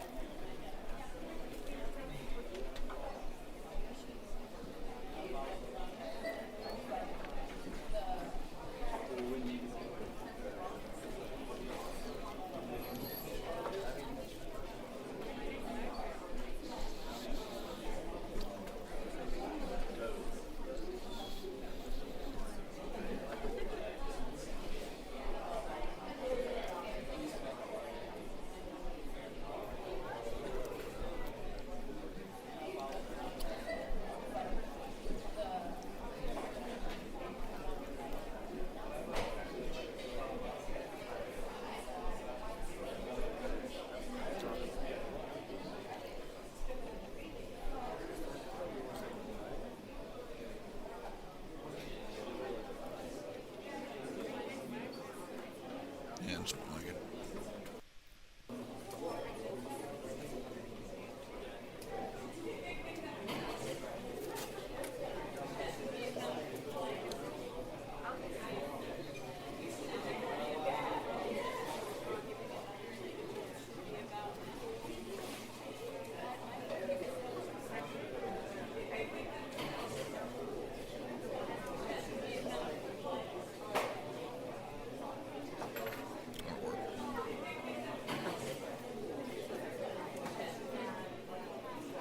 There.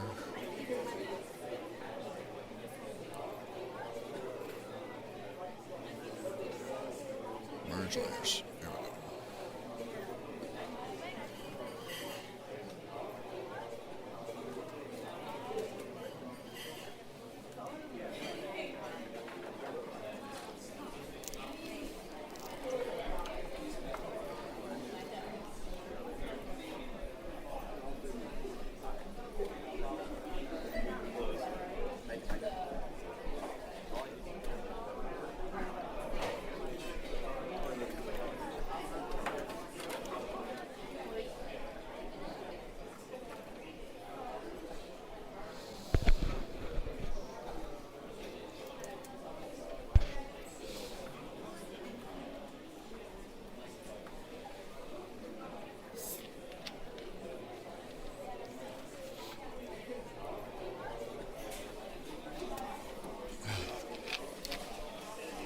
A few dust clouds in there somewhere.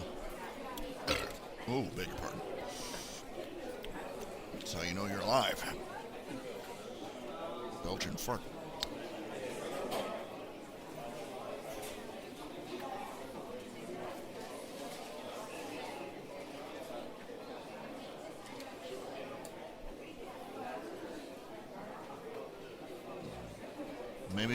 Maybe that's why I struggle so much with issues of faith.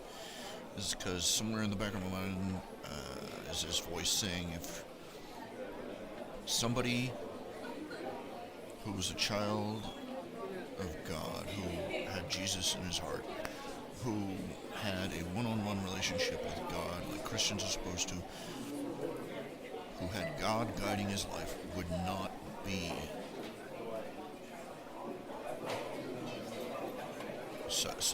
such a mess.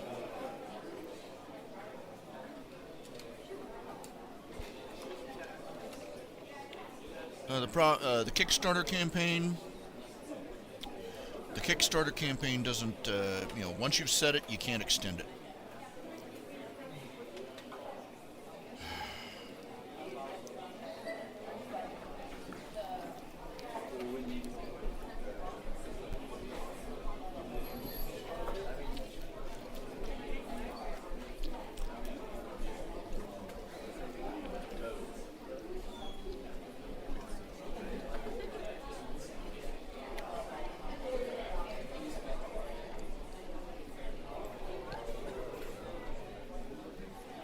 you remember hearing about the potato salad Kickstarter? There was a guy who did a crowdsourced. Went on Kickstarter, started a Kickstarter campaign to make potato salad. I don't know. I guess he just wanted some potato salad one day. Just as a joke, he put it on Kickstarter. I forget. I think he raised close to $250,000. And he did it. He went out. He had a big party. Used the money to rent a place, and rent all the equipment and buy all the potatoes. And he made, he had a big potato salad party. And everybody who had donated was invited. And they donated the leftovers to a food bank. And he donated the remainder of the money to several local charities.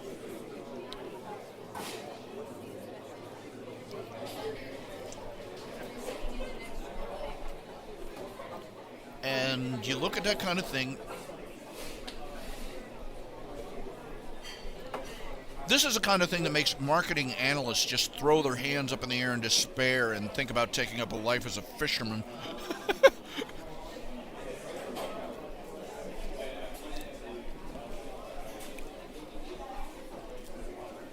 People are just, The potato salad campaign is a perfect example of why a centrally controlled, centralized economy is impossible. Oh, well, rather they're impossible. They're possible. You can make a centralized economy, federalize it, whatever. But it will not work. It will be a disaster every single time. It will be this dismal, limping thing. Because people are utterly unpredictable. Human beings are more unpredictable than the weather, and the weather can be changed by the tiniest things.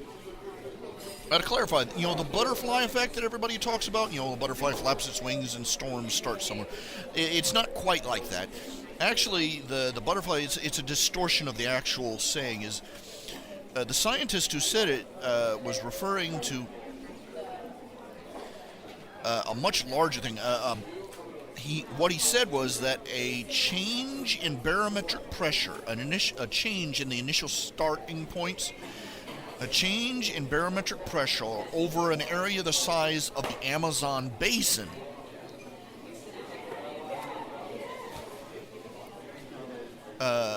about the equivalent of the flap of a butterfly's wing could result in dramatic changes in the weather. So, flap of a butterfly's wing the size of the Amazon basin. So, it's not quite that capricious, but still capricious enough.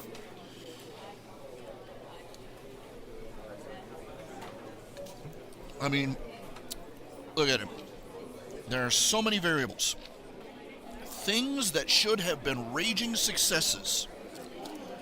The Stirling engine, for example, or the Stanley steamer. There was, at one point, we already went through the whole alternative energy thing for cars. Okay, when when privately owned, self-propelled vehicles first started coming out, and for well into the first 40, 50 years, 40, 50, 100 years, for the first, many decades, steam-powered cars, electric-powered trucks,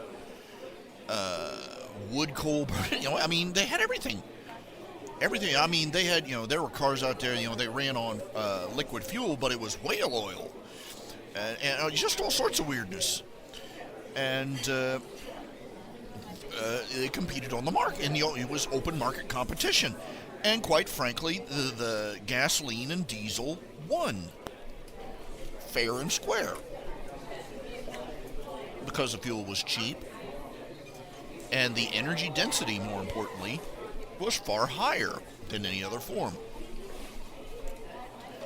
Gasoline engines were cleaner than coal or steam.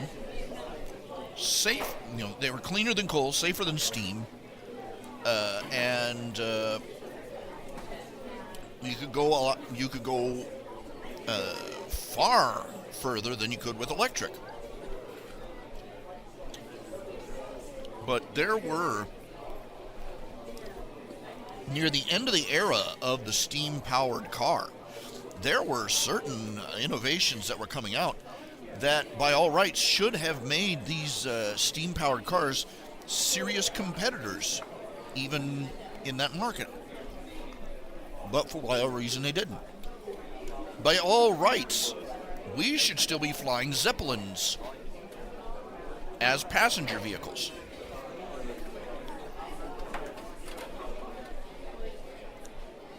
Most people don't know that the Hindenburg was originally designed to go with helium. Side note.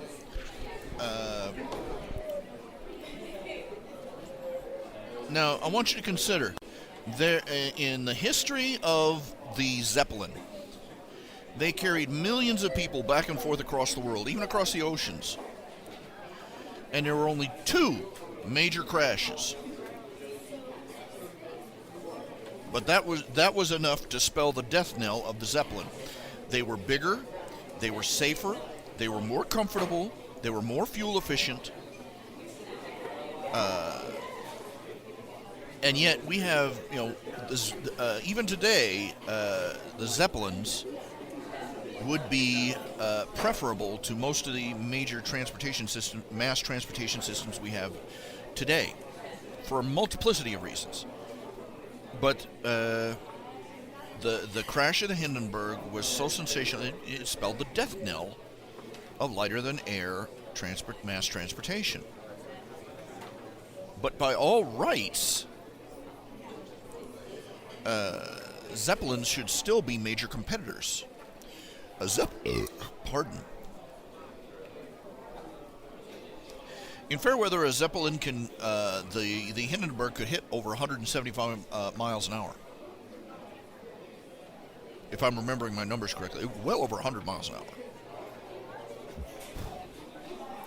It was large, spacious, had plenty of room for everyone, and it was luxurious in a way, a luxury in a way that a yacht or a cruise ship was.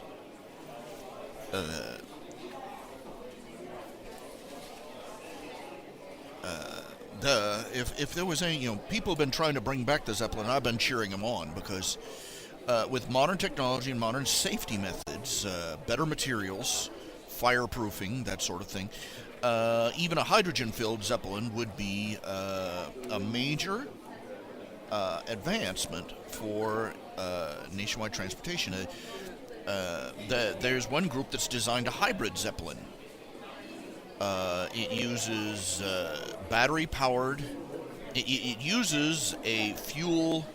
It has an onboard generator to power its electric motors, and it also has solar panels on the top of the envelope, so that even if it runs out of fuel, it can continue to run. It'll only chug along at half its standard speed, but even then, basically it has an infinite fuel range.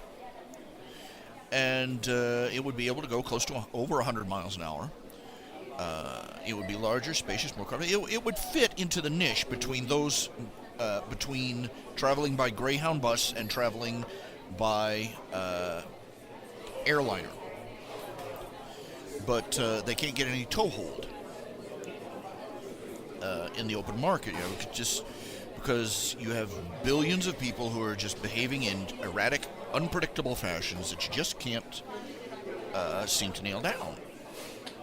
Things that should have been a great success die. I mean, Firefly, good example. Great TV show, revolutionary, well beloved by anybody who managed to corner it and watch it.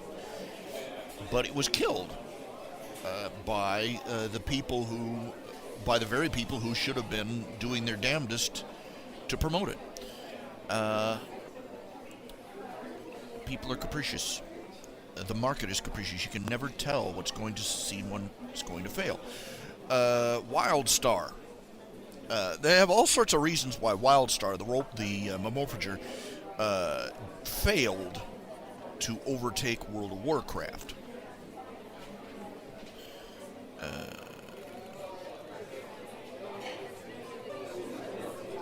But really, the problems that WildStar had are minuscule compared to the ones that World of Warcraft had when it was starting up. The thing of it is that World of Warcraft is long past those days, and World of Warcraft has got more inertia than any other online game company. They gained and lost more temporary players from December to June than most online MMORPGs producers have players total. And for them, it was pocket change. So but WildStar should have been a raging success. It should have taken off like a bottle rocket. It wouldn't have approached the numbers that World of Warcraft had, not for years, if maybe not decades, but it still should have been a raging success. Instead, it's puttering along and having to go free to play. It's better designed, better written. The graphics are better. The gameplay is better. The game design is better. The character design is better. Everything is better, but it's not competing. Why? God only knows. There's so many variables.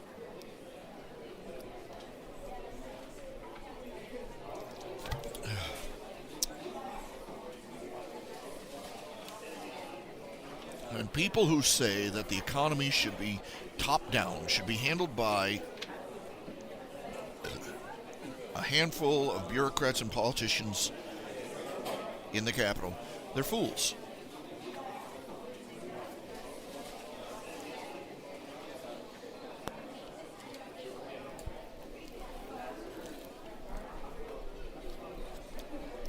Well, like I said, Lord Firebeard, when you got Zeppelins, they can go about, as long as they aren't flying directly into a headwind, they can head over 100 miles an hour. How fast does a bus on the freeway go?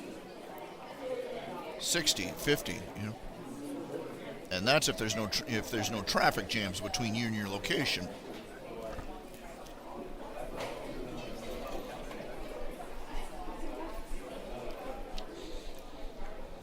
Think about it. City-to-city travel that was as luxurious as being on a cruise liner.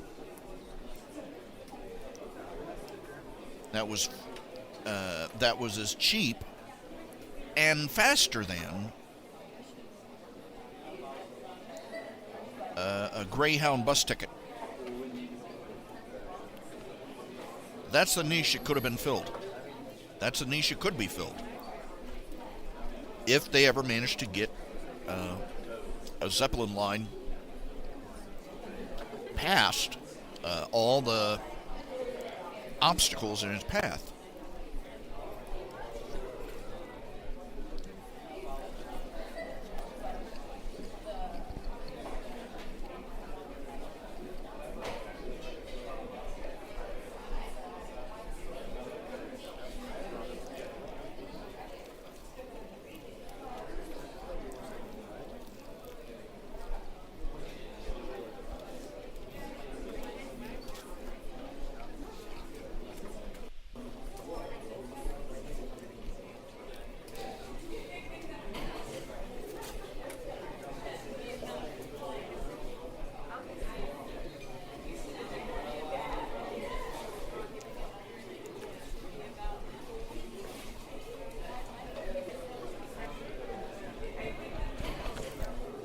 That's one of the things.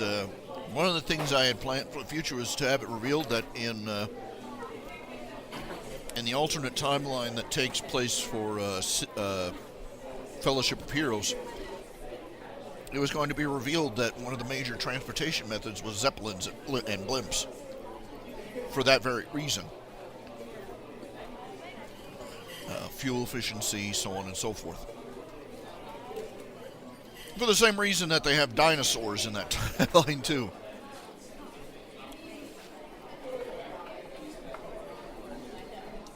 As you recall, before I put that story on hiatus, one of the things Crusader had to deal with was a brachiosaur running loose down Main Street.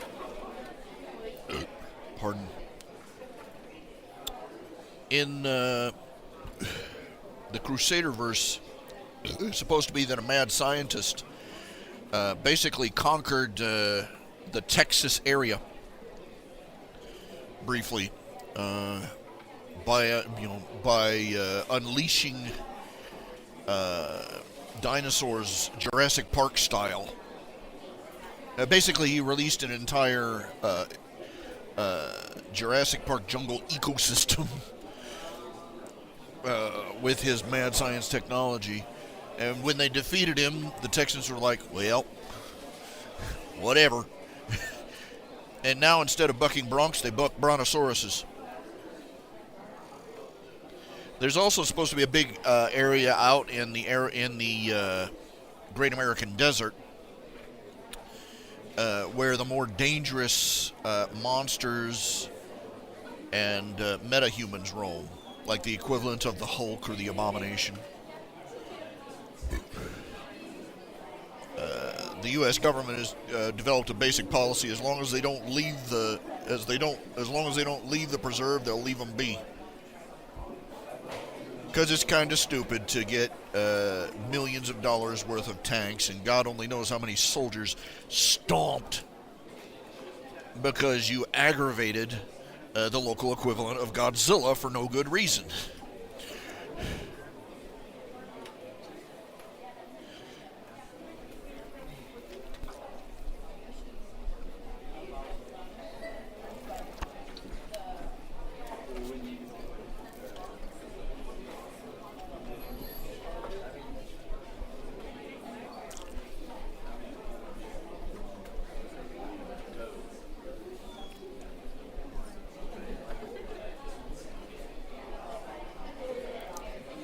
I remember that Ang Lee version of the Hulk. Oh, I hated that movie.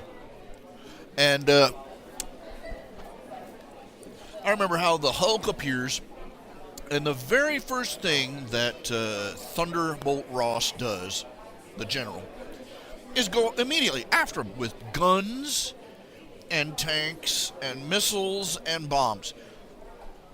And when it becomes proven, I mean, he's not only bulletproof, but he's missile proof, he keeps it up. I kept picturing this scene where one of General Ross's one of General Ross's overseers comes in, bringing his 6-year-old grandson with him. He says, "Thunderbolt Ross, I would like to present to you your new counselor." "Timmy?" "Yes, sir." "Timmy, tell Mr. Thunderbolt Ross here what you told me." "Okay, sir." And the kid walks up to Thunderbolt Ross, gets up in his last, grabs him by the ears, and says, "He's the Hulk. When he gets mad, he gets strong. The madder he gets, the stronger he gets. Shooting at him just makes him angrier. So if you want to have him stop smashing things, stop shooting at him!"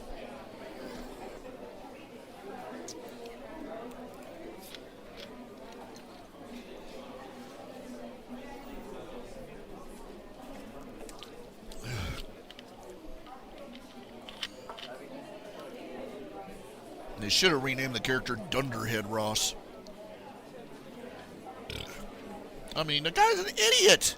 I mean, the whole premise of the Incredible Hulk was that the American military immediately got handed the idiot ball.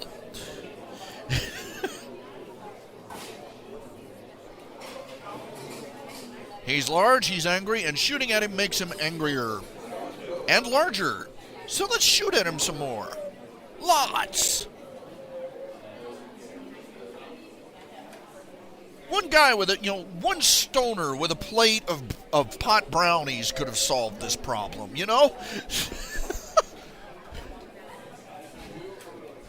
Hulk wasted.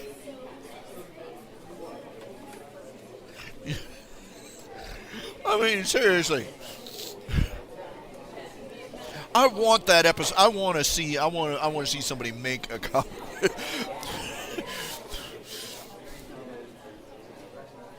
Where the Hulk's rampaging through the desert, and he comes across a little commune of retro hippies, just in time for the pot brownies to come out of the oven.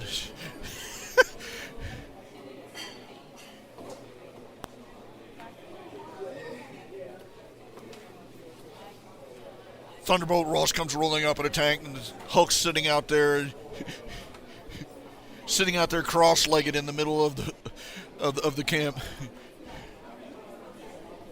Dude, Hulk smashed.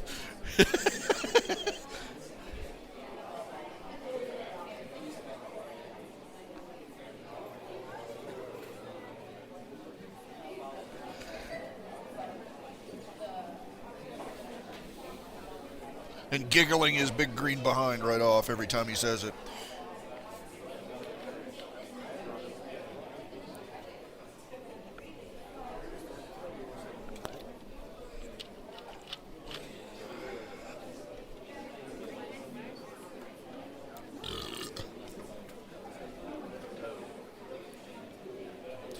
I remember seeing this one comic where this sorceress from the realm of the Dread Dormammu, she's supposed to be this near cosmic magic entity, and she kidnaps the Hulk. She manages to magically freeze him, and she transports him to her dimension, and she's looking at him, and she looks more, and she wakes him up, and she decides she's going to, shall we say, control him in the oldest way possible.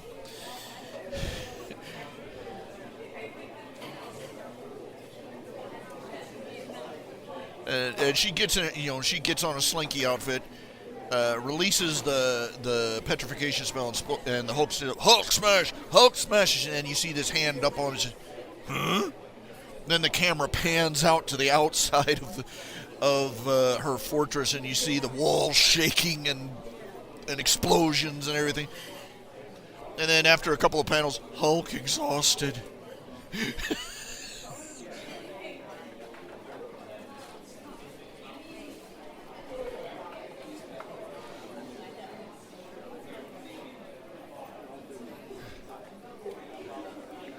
And the camera pans back in, and she's getting dressed, and she looked real disappointed. Well, he wasn't.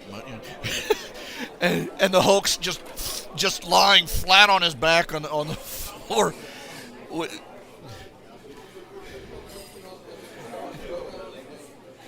And then the Hulk goes through his transformation back to Bruce Banner. And he sits, and Banner sits up, and she gets upset. She doesn't realize that the Hulk and Banner are the same person. She's like, where did the Green One go? Bring him back. And he's looking around at this devastated bourgeois. He's like, I don't know what you did, but man, I haven't felt this mellow in years. And she's like, bring him back. I need his power for something. And he's like, okay. And he's sitting there, and he's trying to make himself angry.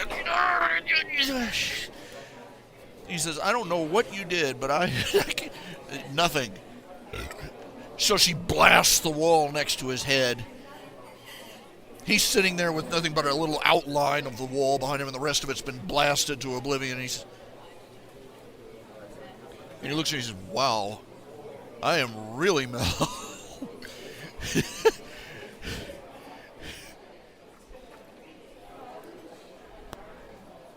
Okay, I know it's a naughty joke, but it was just so funny that really, I mean, the madder the Hulk gets, the stronger the Hulk gets. It's supposed to be that everybody in the Hulk's world knows this. So what do? The instant they go out, they look for the big green guy and piss him off. I swear, the Marvel Universe, if the Marvel Universe was real, the people in it would be too stupid to live.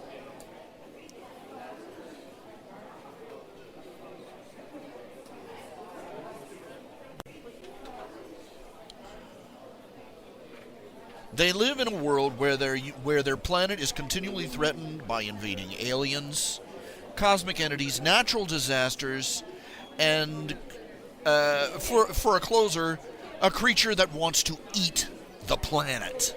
Okay?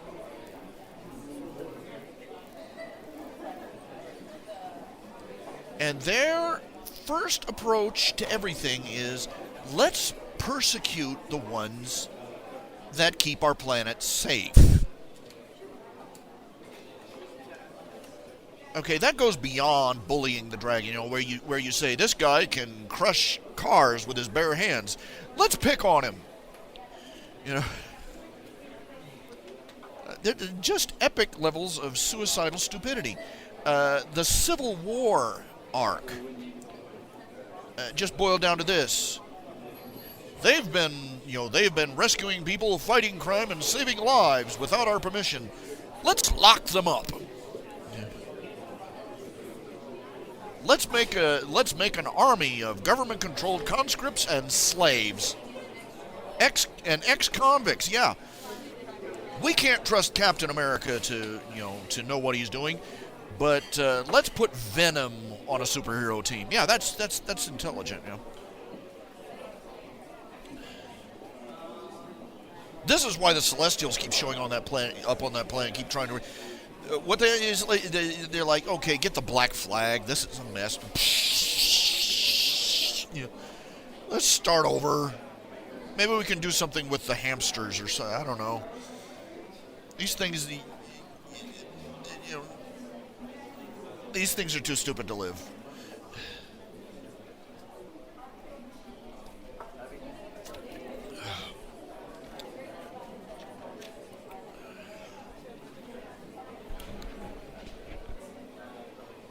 Not that the superheroes are much smarter.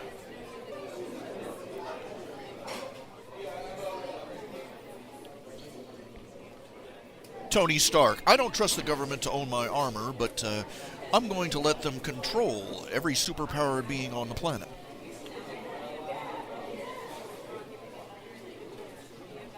Spider-Man. My 3,000-year-old aunt has been shot by a gun. I live in a world where there are thousands of people with magical powers and superpowers that can heal somebody instantly. I'm going to trade my marriage to the devil instead.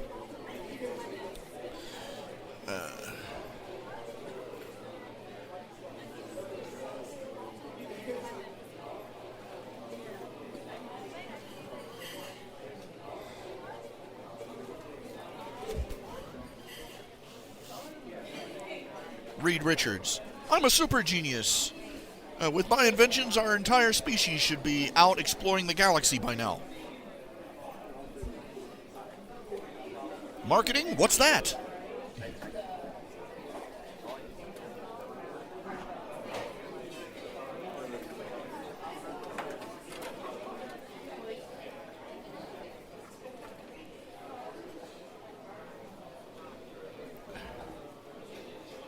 Yeah, let's be truthful. In real life, we're not exactly shining examples of sanity either. We're a fallen world. What do we expect? But, man. I mean, this is epic kinds of dumb. This isn't just stupid. It's advanced stupid.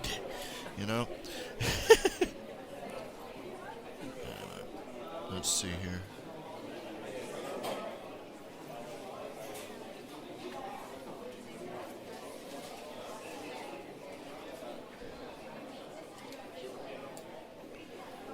Okay, time to send this to...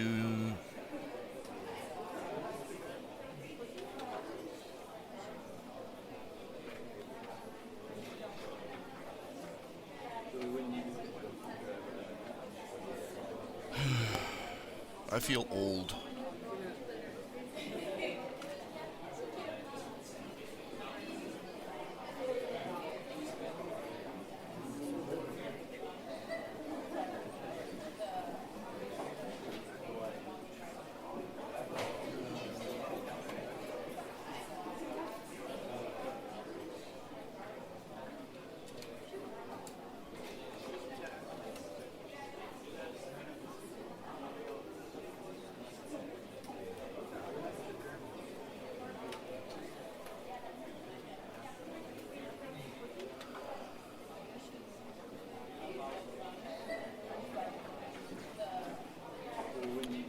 Okay, let's see here.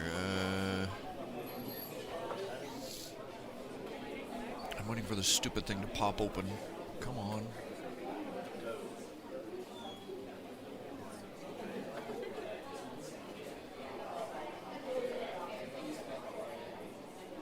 I'm so slow.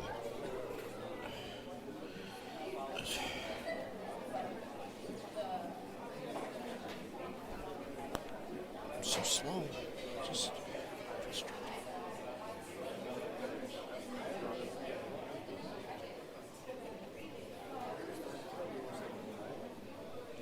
I'm slow and I'm angry and I'm tired and I'm not.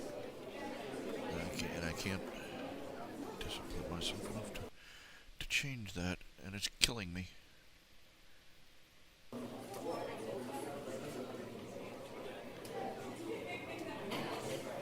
In case you're wondering, the sounds in the background, if you can hear them, they're a little thing called Coffeetivity. Coffeetivity. It's www.coffeetivity.com. It's a cafe, and you can get they got free ones, they got premium ones. Basically, it plays like a bistro in the background. And I'd love to know what the difference is between them, because I can't imagine that a coffee shop in Paris sounds all that much different from one in New York. Unless they have somebody in the background, hoo ha ha, ooh la la, hee hee, ha ha, Francois, parlez-vous? I don't know. Darn it. Stupid.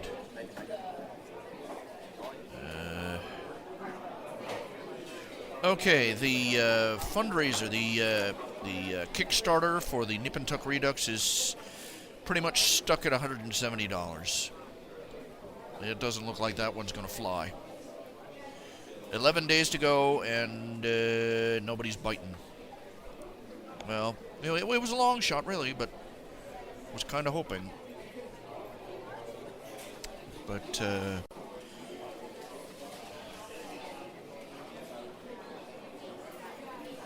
let's see. This thing is sort of bogging down. Let me shut down a few things. That's the problem. Is that every why is it that what is it with these memory leaks? It's just so aggravating. Come on, computer. Okay, I'm going to have to shut down my browser for a second and reboot it. Let's see, Task Manager. Look at that. 1,300 megabytes for Firefox. Oh, apparently it's a 32-bit. I probably need a 64-bit in Task. Be right back. Okay, just give me a second here.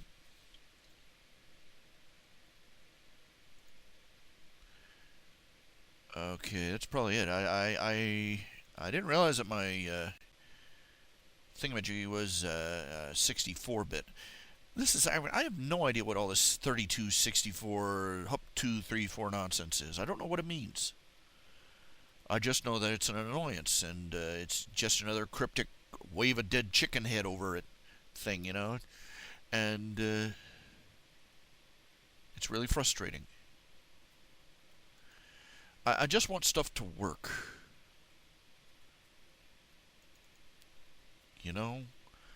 I don't want to have to fuss at it or adjust 10,000 different little settings. I just want it to work.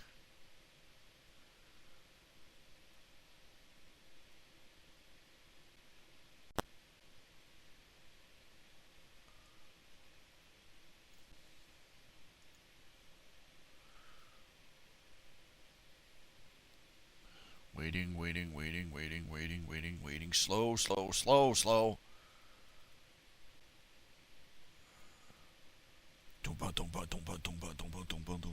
Oh, yes, I.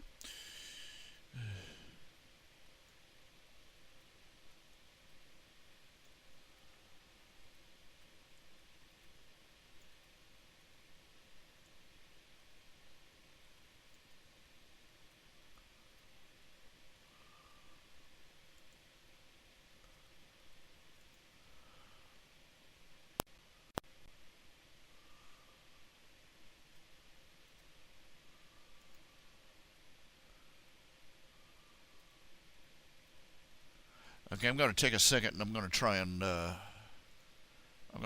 upload Firefox 64-bit version.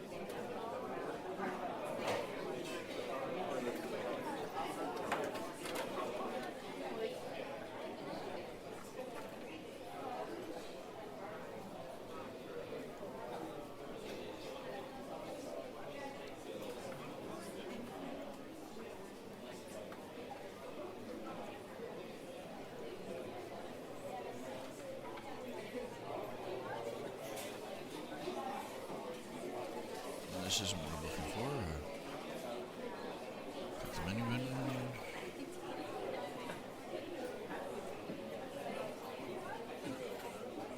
Click help.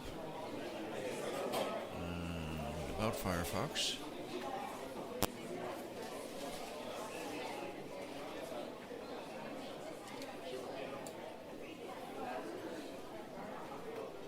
Okay, it's getting an update right now. I'm trying to figure out what it's doing. That's probably why it's bogging. Okay, I'll be right back. It's got to update again. Hold on. Here we go. And it goes around and around and around and around and around and it comes out here. Hey!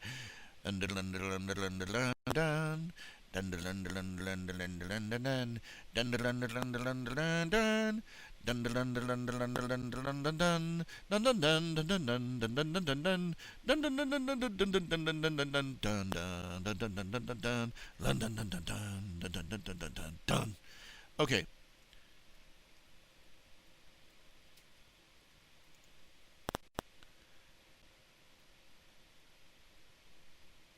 Come on, computer.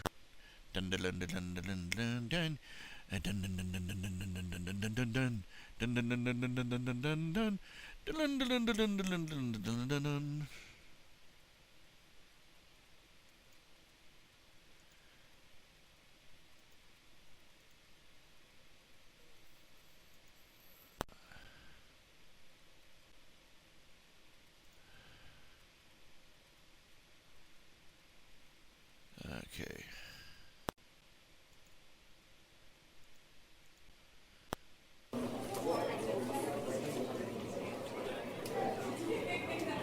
It was apparently trying to choke its way through an update, which is why it was so persnickety.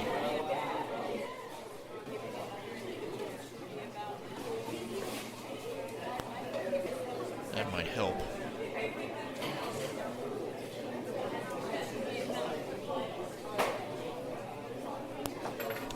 That was kind of the point, yeah. Diamond Tierra's advice did sort of go straight over Celestia's head to some degree. I think what it is that the assumption is that she's only going to summon one champion. You see, there's a lot of possibilities here of what kind of champion she could summon. You know, she's trying to summon a rival, a match, a counterpart to Darth Vulcan. Of course, a lot of people suggested summoning his mommy to bring him in line, but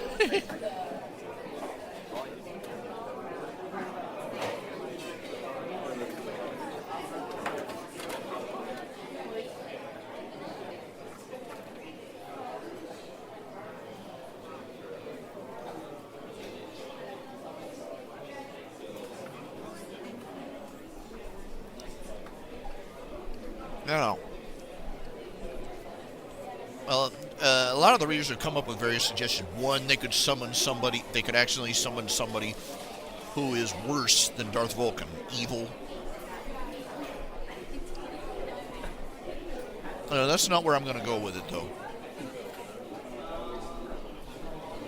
Just FYI.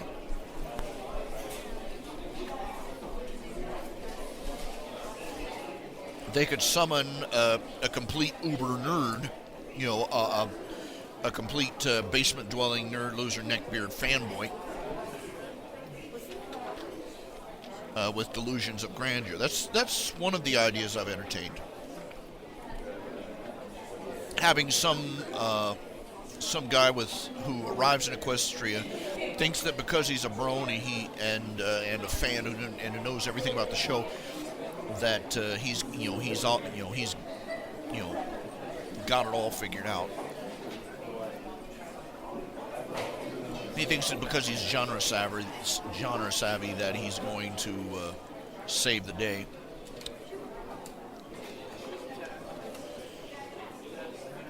Or we could have them summon, say, an actual military soldier.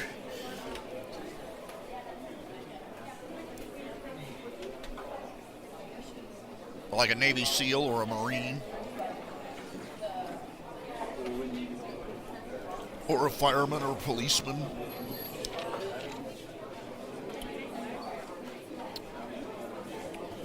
They've also suggested him summoning the brony that he was making fun of at the party. But, that he lost his temper at.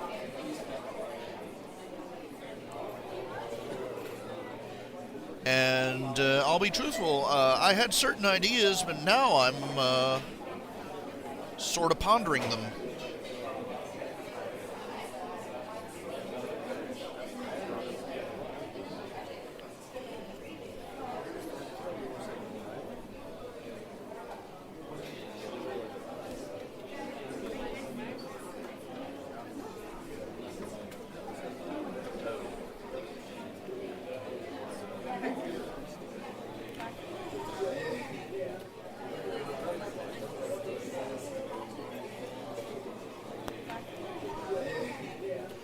I'm thinking that they're going to summon 3 different champions, one after the other.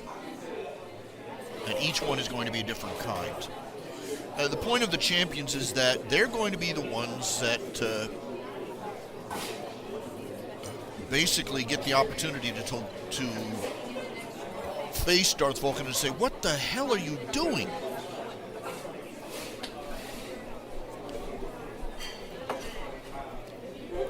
They're going to be the ones, because they're human, they're going to be the first ones to really make him question what he is doing.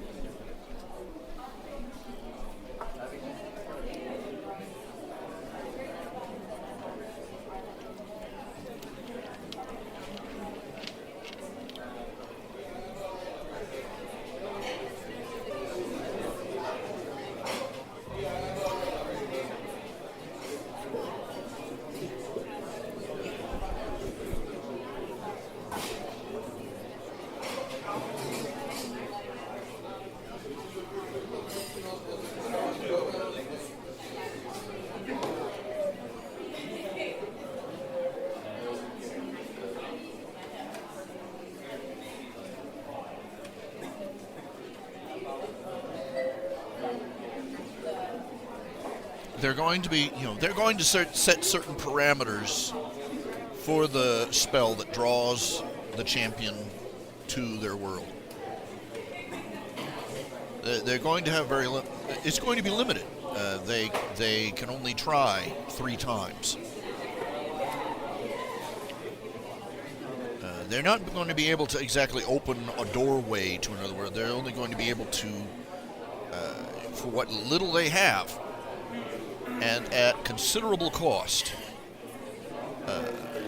pull 3 people from the world that Darth Vulcan came from.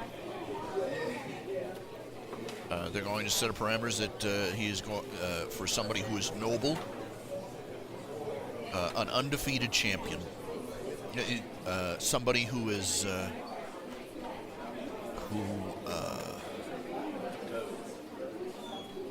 espouses the values of a question, somebody who would come to them willingly. Just very, very, certain. They're going to set out a strict list of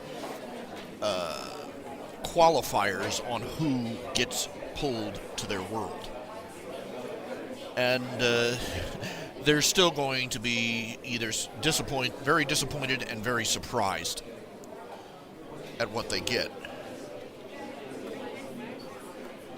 And I'm thinking, that one of them is going. I'm thinking that there are going to be 3 of them. One is going to be a hopeless brony, a hopeless fanboy, who thinks that because he's in a magical land that this automatically makes him the hero of the story. There's going to be one who is basically what they're playing, a practical authority figure, like a policeman or a soldier or a parental figure.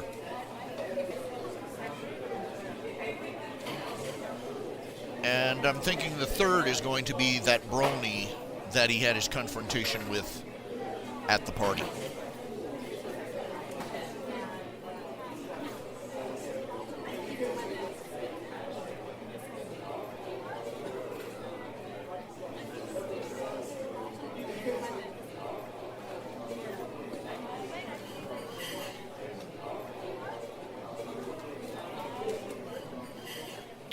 That's what I'm thinking at the moment.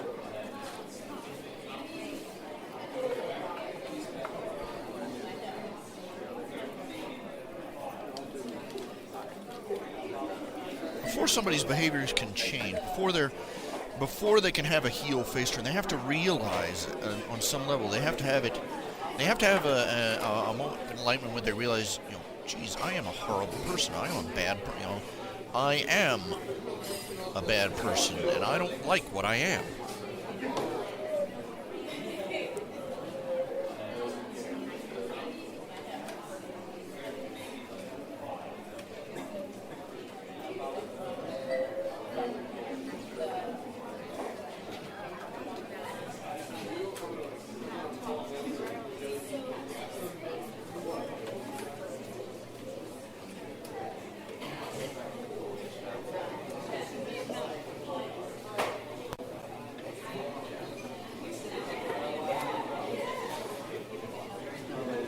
And that's the purpose of having the champions from his world arrive.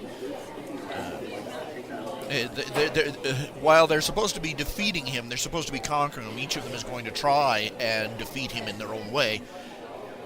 They're also going to be serving as a sort of intervention.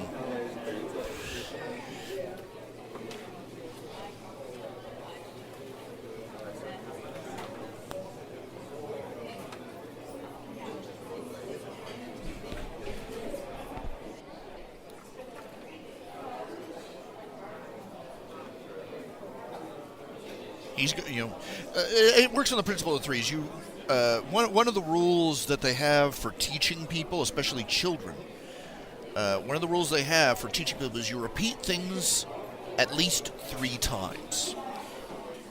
Once to get their attention, the second time to get the information across, and the third to make sure they remember it.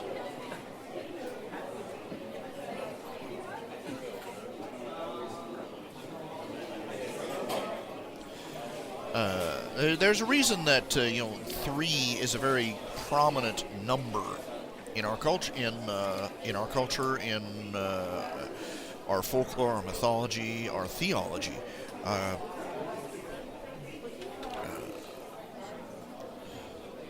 There's something about it. Repeating something 3 times seems to anchor it, in a way.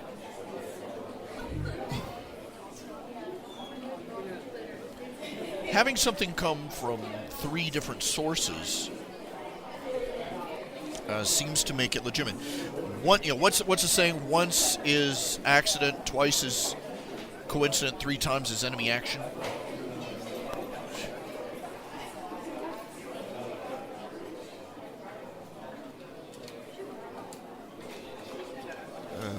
I ate some fried chicken and some Coca-Cola and got a little bit of heartburn and indigestion. Blech. Like a lump under my rib cage. That's fun. Oh, they are. They are. They're going to realize that. The ponies are going to realize that. I'm trying to strike a difficult balance here, is because I'm trying to show that the equestrian society is flawed, that they are flawed and they've got some serious problems. But I also want to establish that compared to humanity, they are very innocent and naive, which is half the problem. But I've sort of lost that innocence. I mean, with some of the things that have happened, even by modern standards, some of the things that have happened in the story thus far are pretty awful. Like those the broken bird ponies who were basically screwed over by their own community. You know, they did something brave and honorable and honest and heroic, and nearly, risked their lives to save their community, and their reward was to be backstabbed. I mean, that's pretty sadistically cynical. And what happened with what's happening with the bat ponies in particular. The latest chapter I'm working on basically reveals that the ongoing prejudice against the bat ponies because of their diet is rooted in the academic community. It seems that when Luna was a patron of scholars and artists back before she became Nightmare Moon. Because back in that day, scholars and artists tended to be somewhat the eccentric and outcast of the mainstream. Think Galileo or Archimedes, or you get my idea.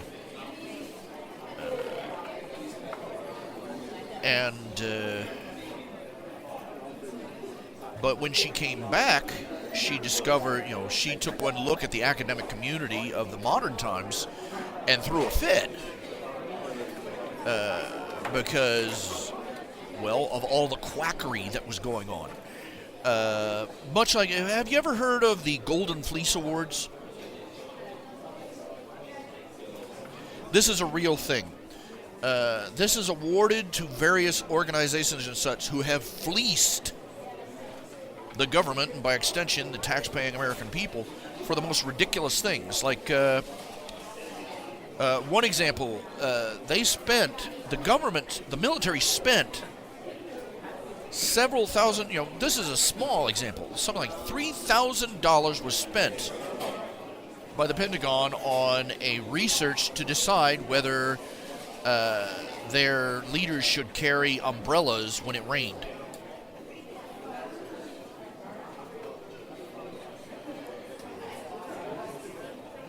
Just various boondoggles and quack research and such. I'm not making that up. That's your government at work. Okay. Here, let me pull up some examples.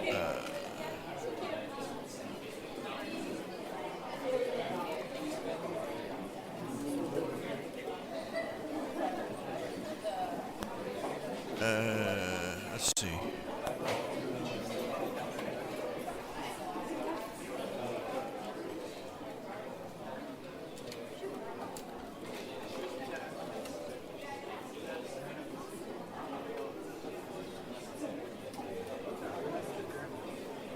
Okay, this is some of the examples just listed in Wikipedia, but I've heard some even more outrageous ones.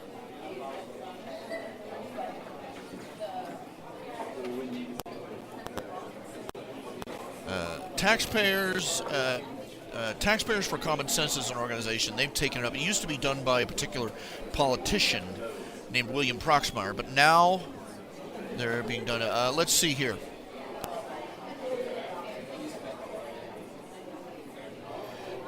For instance, the National Institute on Drug Abuse funded projects by psychologist Harris Rubin for $121,000, where they conducted research to see if marijuana.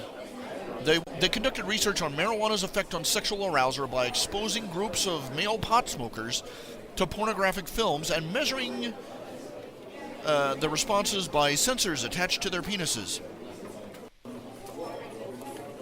The NSF spent $103,000 to compare aggressiveness in sunfish that drank tequila as opposed to gin. The National Institute for Mental Health spent $97,000 to study, among other things, what went on in a Peruvian brothel. The researchers said they made repeated visits on the interests of accuracy. The Office of Education spent $220,000 in a curriculum package to teach students how to watch television. The United States Department of the Army for a 1981 study on how to buy Worcestershire sauce. I don't know how to pronounce Worcestershire. The Economic Development Administration spent $500,000 to build a 10-story replica of the Great Pyramid in Bedford, Indiana. Begun in 1979, the money proved insufficient, and the project is currently abandoned. Yeah, the United States Department of Defense spent $3,000 on a study to determine if people in the military should carry umbrellas in the rain. The United States Department of Justice for conducting a study on why prisoners want to escape.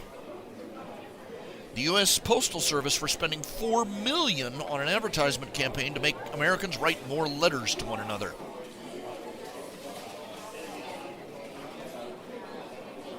Are you getting the picture? And this isn't really going into ridiculous things.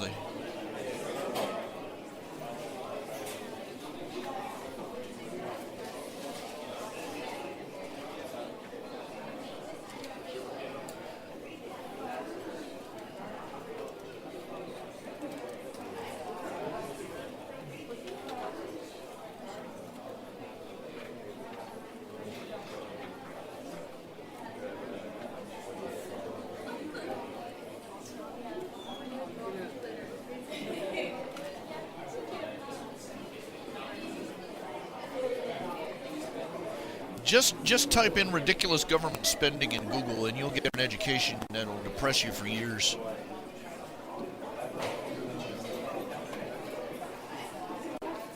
Well, anyway, Luna comes back and she takes one look at the academic community and throws a fit because there are ponies getting money from the most ridiculous things in the world. And the first thing Celestia does to try and ease Luna back into her responsibilities as a ruler is to put her in charge of cutting government spend, in charge of the budget. And the first thing that Luna does is she starts slashing hundreds or thousands of these ridiculous projects. Now, she's not cutting anything, she's not cutting funding for any actual serious research. I mean, she's out there cutting off funding for research into pillow stuffing, that kind of thing, and government funding. But the fact that, she's cutting so many, the fact that millions of bits are disappearing from the government, from the academic gravy train, results in a panic among the Ivy Tower crowd. And of course, this results in a lot of resentment on their part, and a lot of gossip that she's a medieval Luddite who wants to drag them all back to the Dark Ages by strangling research, etc., etc. Sort of what they scream anytime we try to cut government funding for stupid things in real life. Anyway, and this is part of the reason that the researchers are so hostile towards Luna and towards the Thestrals, because they see the Thestrals as her bully boys. They associate, it's petty, it's childish, it's unfair to the Thestrals, but they don't care. And it's absolutely the sort of thing that these people, that petty people with gravy on the line would do.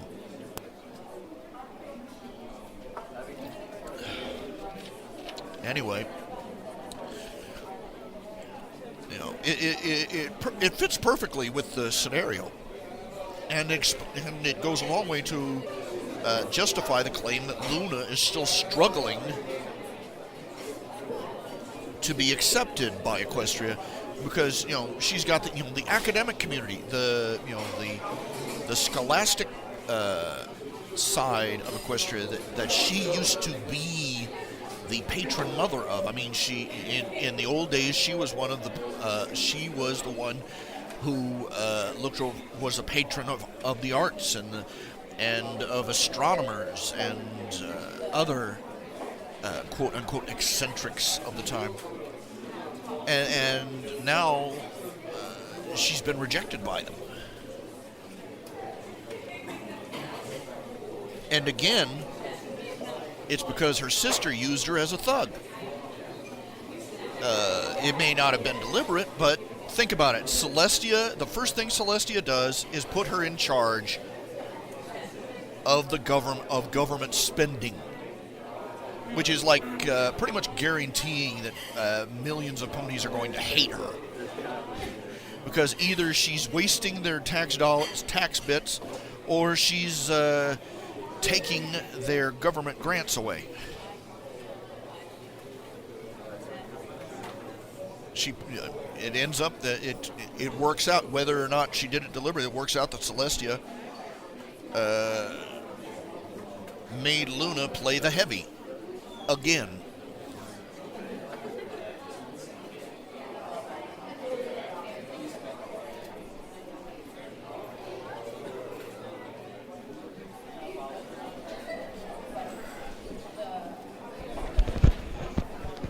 I'll be right back.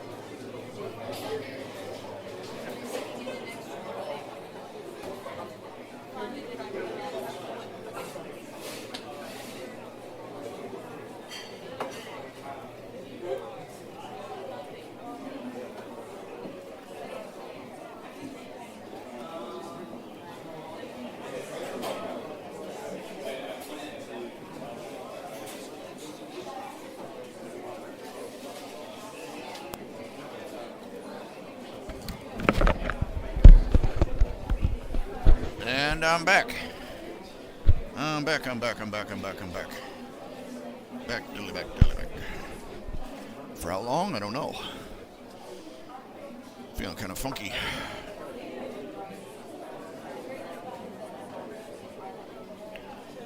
That's the way I like it. That's the way I like it. Dun.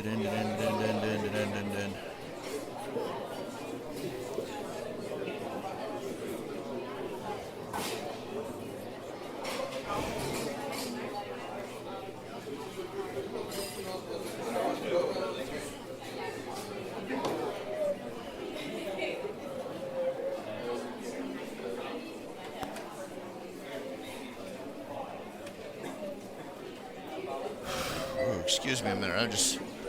Ugh. No, like I was saying, this is all, it's very, it's very realistic. The problem is that,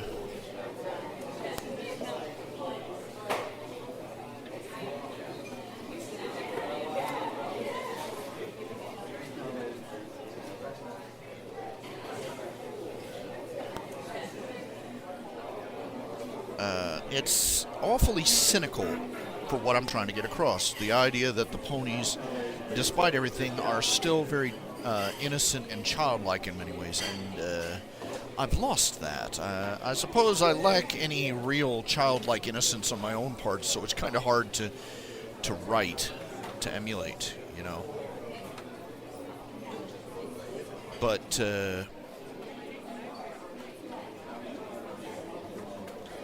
not quite sure how to restore it, though.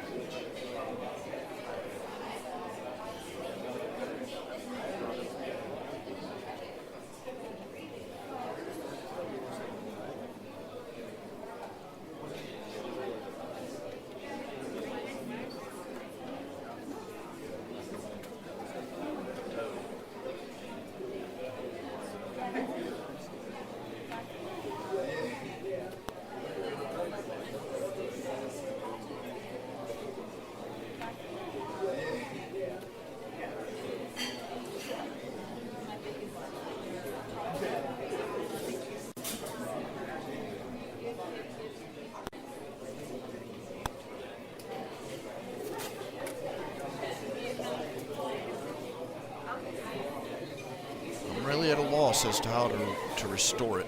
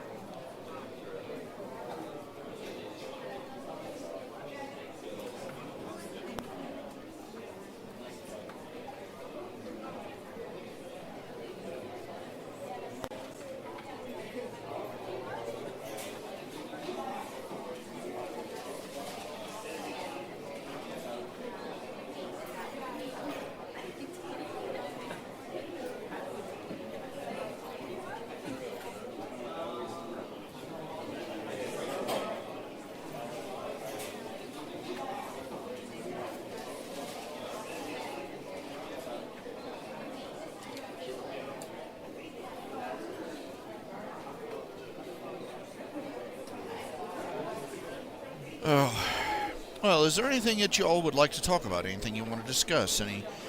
I don't know. I'm too silent, too much radio silence on my part.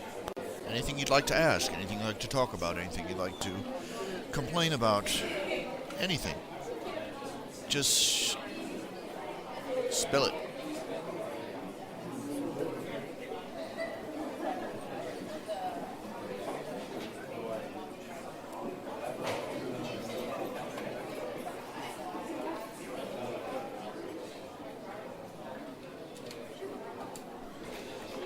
Waiting here. Nobody's here. Nobody's here. Let's see who we got here. We got 4 people watching.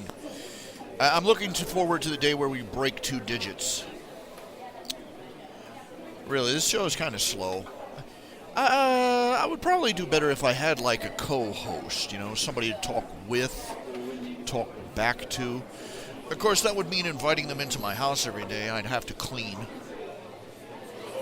Either that or I'd have to find somebody who's an even bigger slob than me and wouldn't care. I found a toadstool growing in my carpet today. I'm not lying. There's apparently right under the window where my air conditioner is. Apparently the humidity is so bad it's dripping down his eye. And I looked down and little boop, right next to the wall, toadstool. Oh Lord!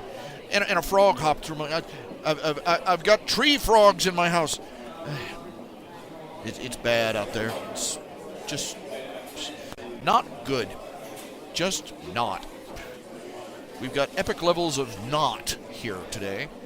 Let's see. I think one of the things that's going to be introduced in the probability bomb, specifically, we're going to see who.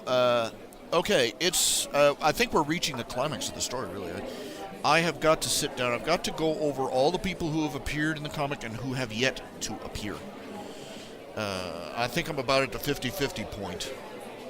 So expect a lot of crowd scenes.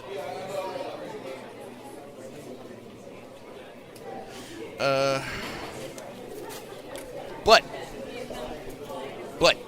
and this is a big but, it's the biggest but you've ever seen. We're going to be introduced to the people that are funding or bankrolling our villain. They're basically going to be a nihilist organization. Literally, that's going to be what they're called, the nihilists, the Brotherhood of Nihilism, and they're agnostic. They what you might call fanatical agnostics. I'm just pulling that out of my butt for no reason. Just to get in. Basically, they're an organization. They're dedicated to. They don't say there is no God. They just says no way you could possibly know, and we don't know, and neither do you, no matter what you show us. So.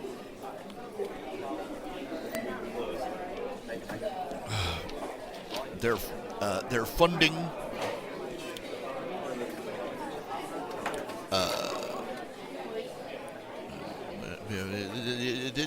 basically spite embodied. They find their objective is to erase faith in anything but materialist objectivism.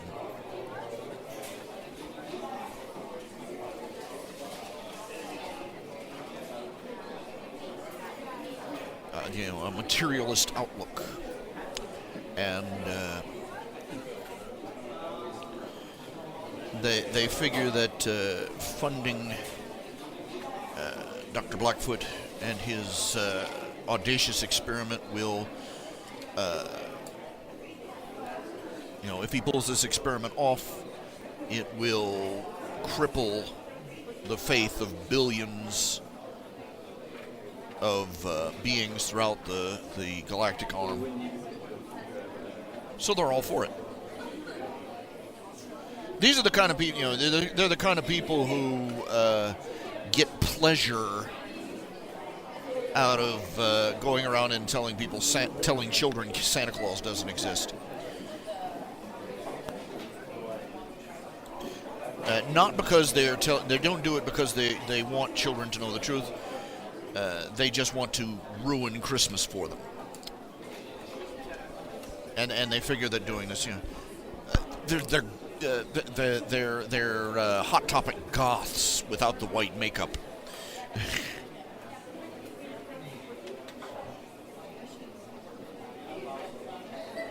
How dare you be happy and find happiness and meaning in life?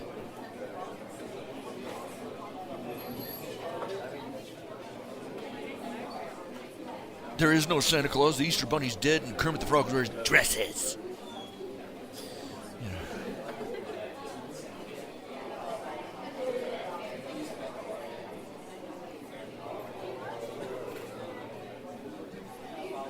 It's going to be yeah, you were saying it, Diamond Tierra's advice went right over Celestia's head. This is Celestia's problem, is that she isn't even aware of it. Like most people, she's not aware of her own worst flaw. And what is going to come out is that she is a mother figure. She loves being the mommy. She's been the mommy for an entire civilization for over, for at least 1,000 years. And probably longer. And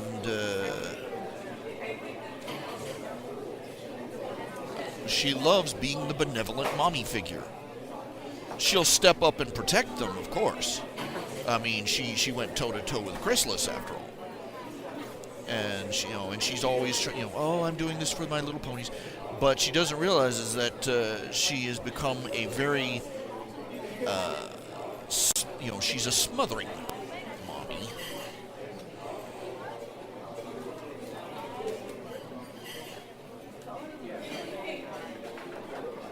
And she's fallen back into the same trap she did with her sister long ago. Is that her sister is a little bit more hard-headed than she is. And knows that... the reason that Luna fell into jealousy is because people stopped, the population stopped loving her, and the reason she fell out of favor with the populace is because, first of all, Celestia became the shining, benevolent mother figure to the entire civilization by dumping all the dirty work on Luna's shoulders. She basically, you've seen parents do this. One of them will make the other one the bad guy.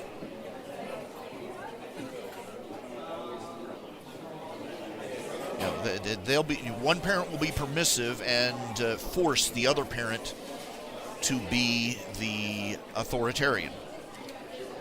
And let's see, Luna's night guard was out there protecting Equestria from monsters and horrors, while Celestia's was parading around the day looking shiny and brave. Luna had to patrol through people's dreams looking for things like the Tantabus and other threats to her sleeping ponies, and became associated herself with nightmares and horrors and everything ponies were afraid of, while Celestia ruled by the day.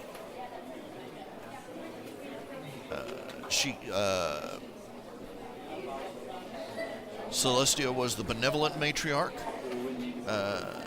Luna ended up having to be the heavy in dozens of different ways.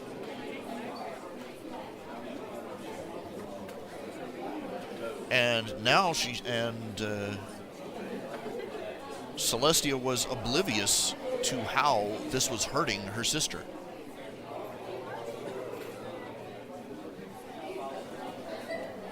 If not outright in denial. And now after 1,000, and it came to a head that Luna finally got fed up with it all and defied Celestia. And Celestia was used to being the mommy figure. She's an authority figure, but she doesn't exercise authority. And this, when Luna got sick of being both the overlooked sister and being the heavy for everything Celestia had done, she rebelled against Celestia, and Celestia banished her to the moon. And now Luna's back, it's happening all over again. Worse, because her sister has spent the last 1,000 years telling her little ponies that Nightmare Moon went around eating children.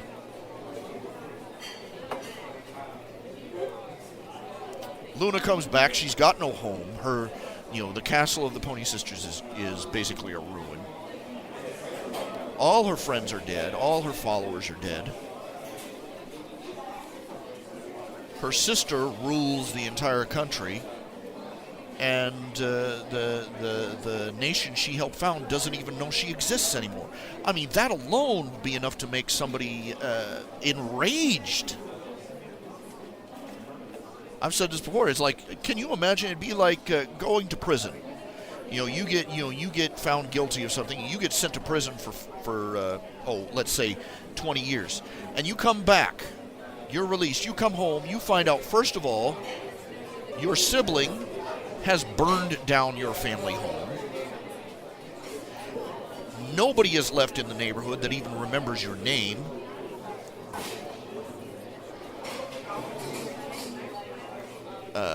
Everything you owned is gone. Every friend you had has moved away.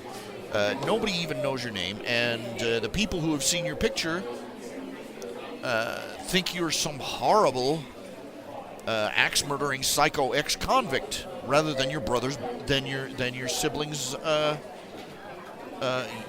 rather than a younger sibling.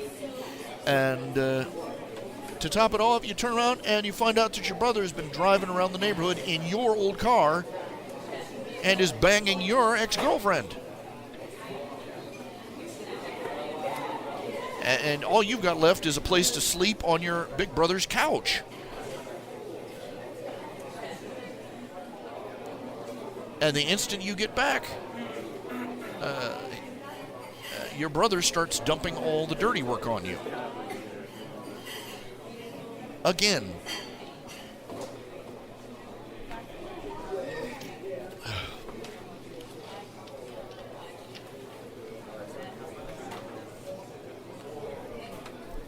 You go out in the street and the children run screaming into their homes because they think that you're an axe murderer that got released from prison.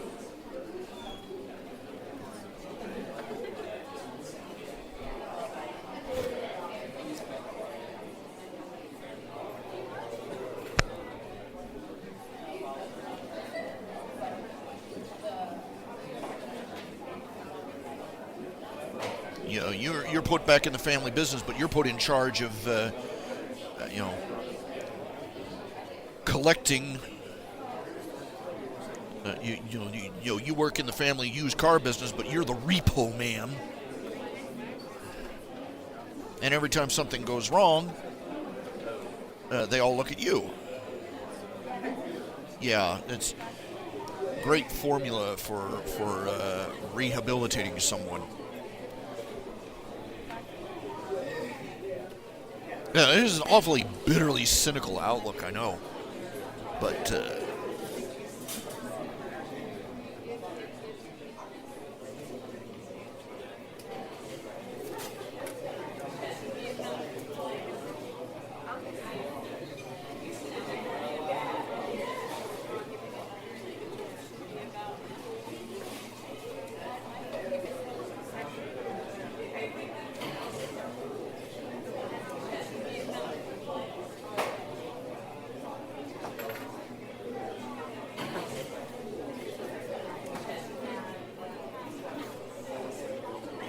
and that has got to come to a head. Even from episode 1, that bothered me. And the more I watched the show, the more it bothered me. The Nightmare Night episode just about I'm going, what the hell, Celestia?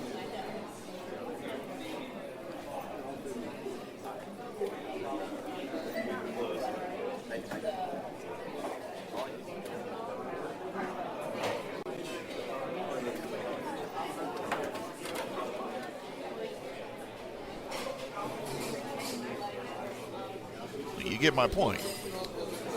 This is one of the things that's going to come to a head, but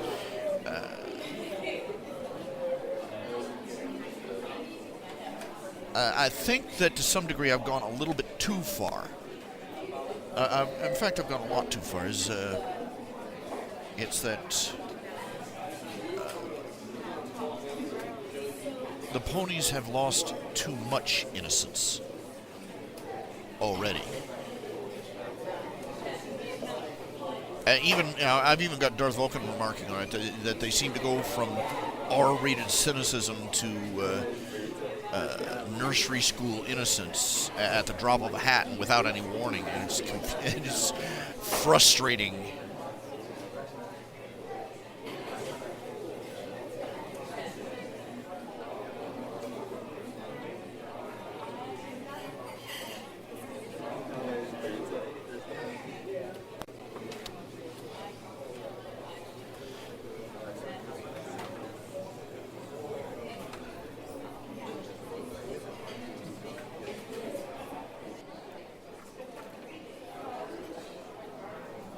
We have this perception, though, that the world of Equestria is more innocent than ours. Why?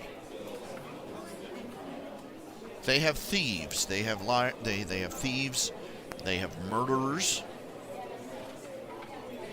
slavers, tyrants, madmen and monsters,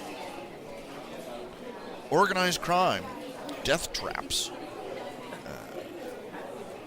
dangerous individuals, criminals, and crime. Why do we perceive that? They've had wars, and they have the tools and weapons of war. So why do we perceive them as a civilization kinder and more innocent than our own? Why? They have every sin and every vice that ours does. Well, other than the more overt sexual ones.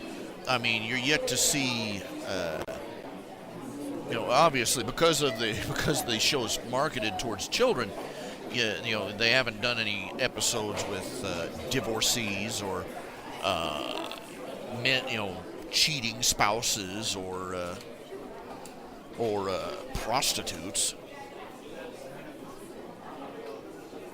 Or any of the other sexual, all the vices of lust. You don't see that in the show. It's kind of sad that is the only measure of innocence you see in them. Well, they do have violence. They don't have sexual vice. They do have the vice of violence, theft, deceit, cruelty, fraud, envy, spite, all the others. Oh yeah, you can find them. So why do we perceive their world, as more benevolent than ours? And more innocent? And that's a question I'm trying to answer myself. It says something about humanity that we perceive. Look, one of the mistaken perceptions that people have is when you talk about original sin.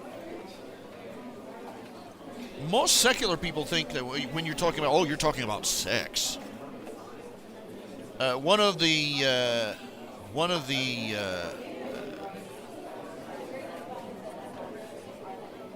prejudices of secular society is that one of the prejudices I've seen most commonly about the fall of man is that they seem to believe that Adam and Eve did not have sex until after the fall. despite the fact that they just like every other species on the planet were told to be fruitful and multiply. We have no idea how long they were in the garden, actually. Could have been a day, could have been years, centuries, who knows. Probably less than 9 months, based on certain assumptions.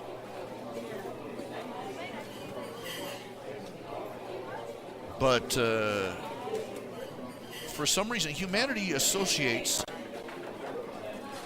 The first thing that humanity associates the fall of man with is not the sin of vice, not the sin of violence, or of pride, or of blasphemy, or theft, or murder, or rebelliousness, or blasphemy.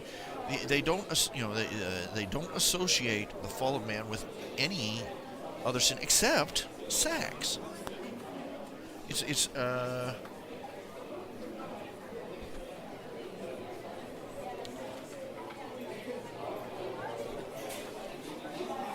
think about it. It's a peculiarity.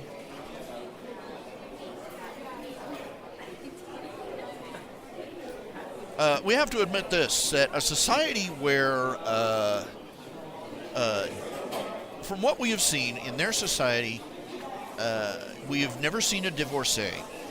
We have never seen a pony cheating on his spouse. We've never seen an unwed mother. We've never seen an illegitimate child. We've never seen a pony brothel or a pony strip club or a pony dirty magazine.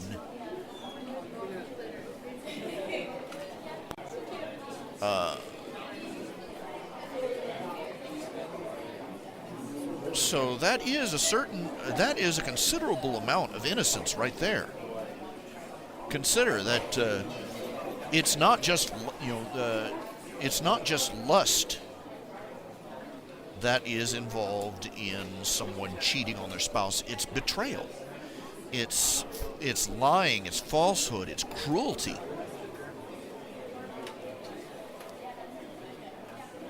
It's deceit.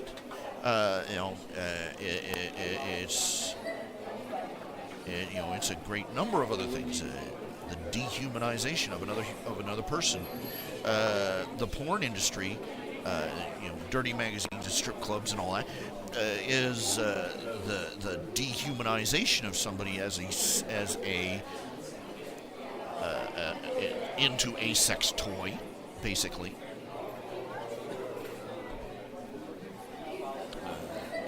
So, yeah, in a way that, I think that we have to think of it in reverse, is that sexual sins, they're not just about lust, they're also about cruelty. And the idea of a society where, I would cheat on my spouse, why would I do that? That's an extraordinary idea. That's an incredible amount of innocence right there. Where they obviously have love, sex, and marriage. Hello, Mr. and Mrs. Cake. But they don't have, apparently they don't have infidelity.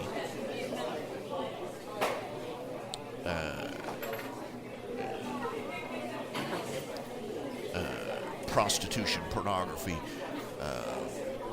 divorce, or all the other horrible fallout of a society that has succumbed to lust.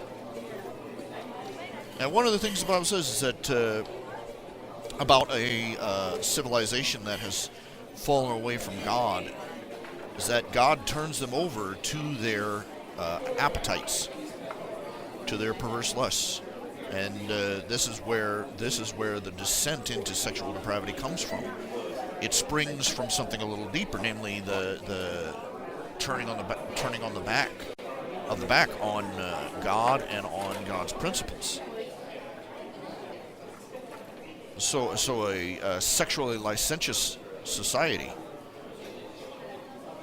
has already gone through a descent into immorality above and beyond that. I'm not sure if I'm phrasing this clearly enough.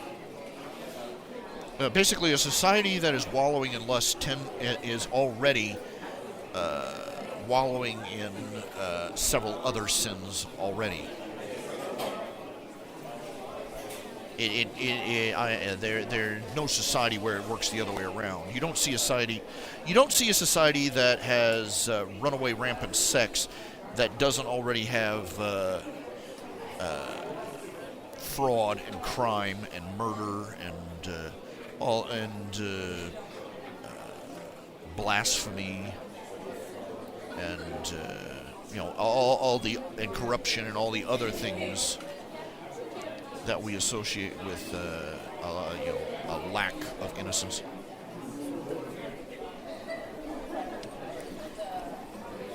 The Lost World has this myth of a society that is sexually licentious and yet somehow innocent.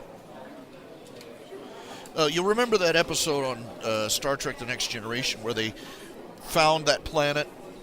They decided to do a little vacation stop on a planet where the people were, shall we say, sexually open. As Tasha Yar put it, they're ready to have drop at the sex at the drop of a hat. And Tasha Yar was like, any hat. And yet somehow this society was also, just full of wide-eyed innocence. You don't get wide-eyed innocents who are sexually perverse or corrupted.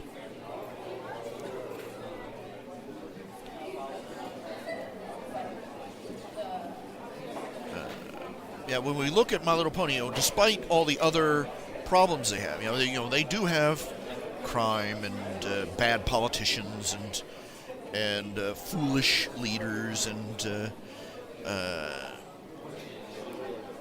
all the other things. It seems, but we don't see them descended into the selfish cruelties of lust. So we know deep in our bones that this means that they are far more innocent in many other regards as well.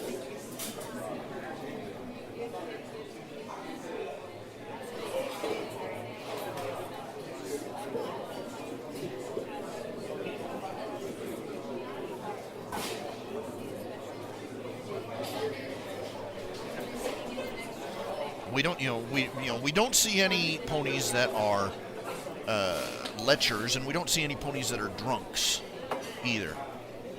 They did see that. You did see that one pony was thrown out of the watering hole called the Salt Lick, but that was kind of a stretched metaphor. So.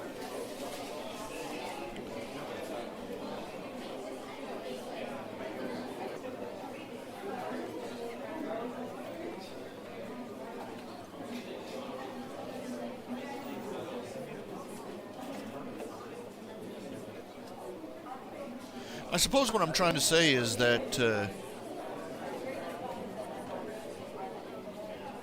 though we may laugh at it,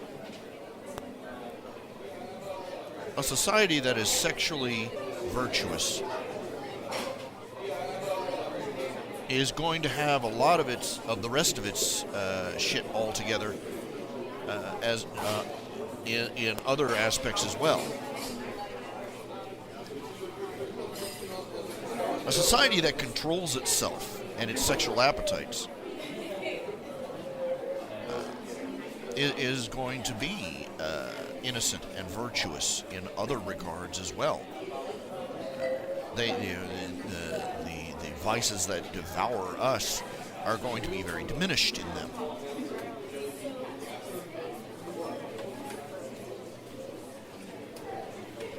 Because all sins spring from the same root: rebellion and selfishness, cruel and uncaring.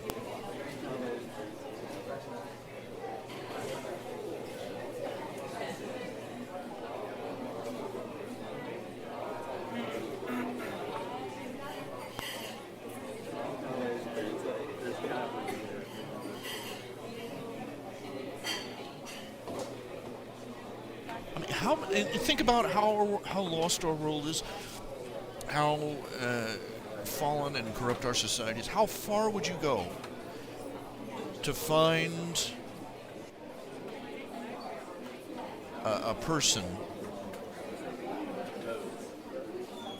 who would consider divorce to be absolutely unthinkable? How far do you have to go to find people in general who not only, not merely regard illicit sex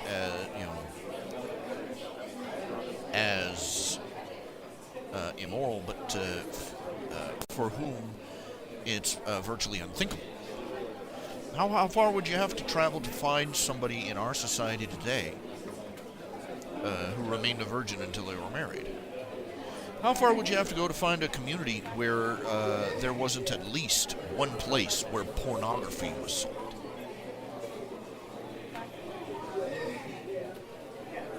That's some serious Mayberry, Leave It to Beaver, Junior Ward Cleaver level innocence. The idea of using somebody like that is unthinkable. Or at least it's, in the fact that we do not see the ponies engaged in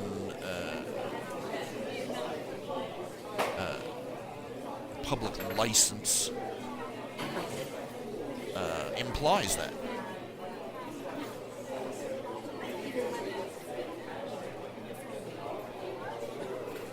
Tell me if I'm getting this picture portrayed correctly.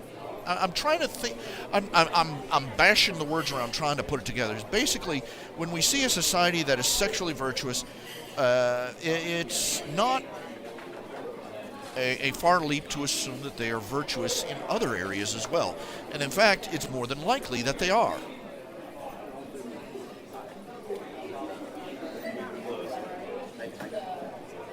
Our society laughs at sexual innocence because it's lost all its innocence,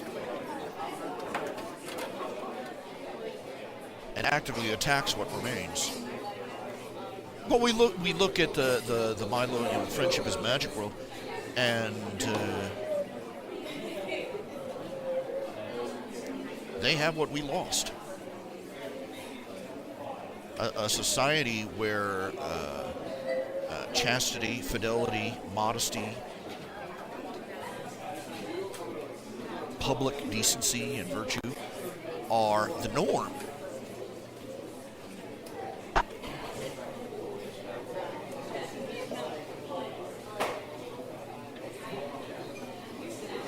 Why? Not because they're uptight, but because that degree of cruelty is unthinkable to them.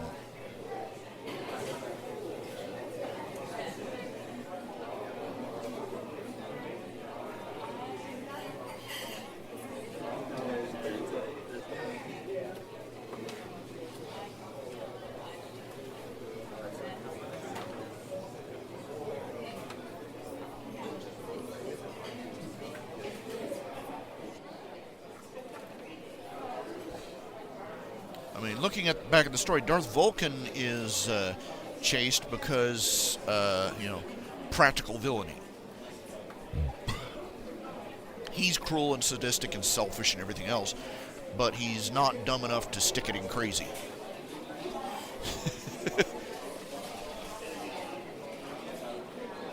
His virtue springs from cynical self-defense.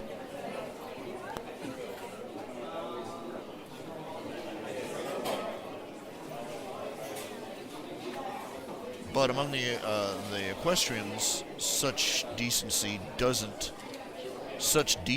is an automatic secondary side effect, or at least it is canonically. That's the problem. Is that in my fanfiction, it's already been implied that there are ponies who use each other in that fashion. I think that was a mistake on my part.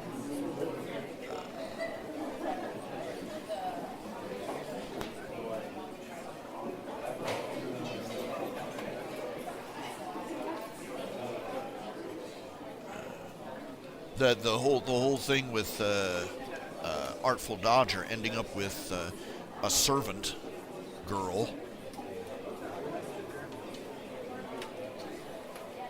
and his own virtue springs from the fact that he saw his mother being exploited by men. That brings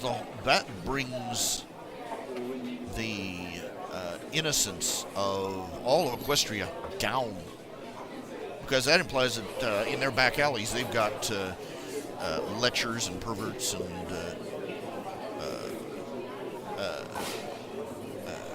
men who exploit women for sex. That was a big mistake on my part. I think it was really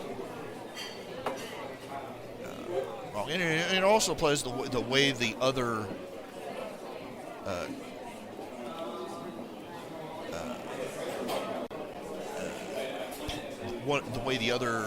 ex-cons tease and mock him, and the way they harassed Eiderdown. It made it clear that sexual license is a problem in their society, and that stripped away a lot of their innocence. The very innocence I'm trying to establish as being so annoying to Darth Vulcan.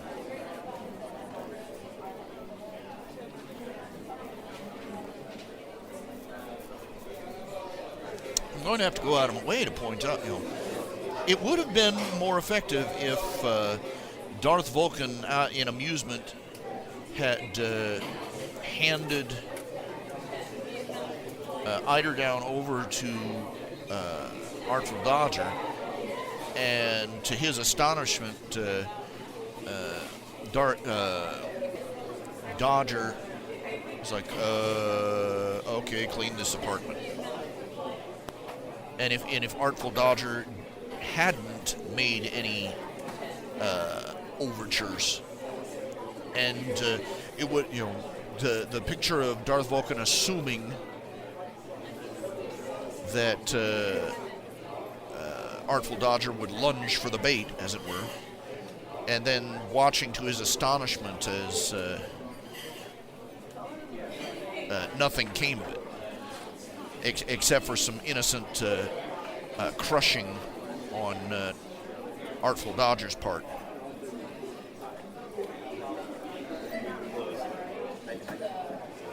I think maybe it has to be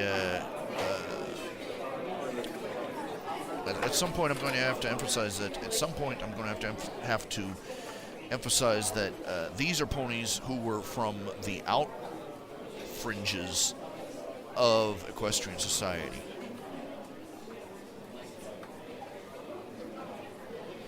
That they weren't either an ignored bad side of they weren't just a bad side of the tracks, or so that their behavior is abnormal by normal equestrian standards. That's my problem, is that I've had the ponies in various ways behaving in manners, behaving in vice-ridden ways. Back to the main point, I've made them too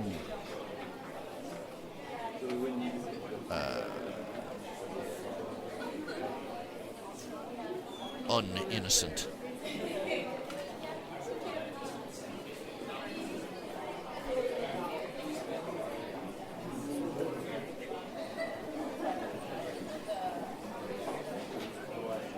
The point was supposed to be is that no. The point wasn't supposed to be that they're just as horrible as everybody else under the candy-coated topping. No, that wasn't supposed to be the point. The point was supposed to be that Darth Vulcan thought that Equestria was just the same under the candy-coated topping.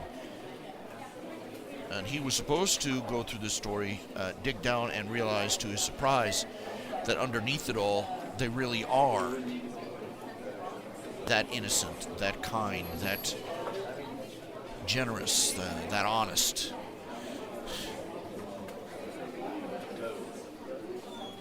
That benevolent, that good.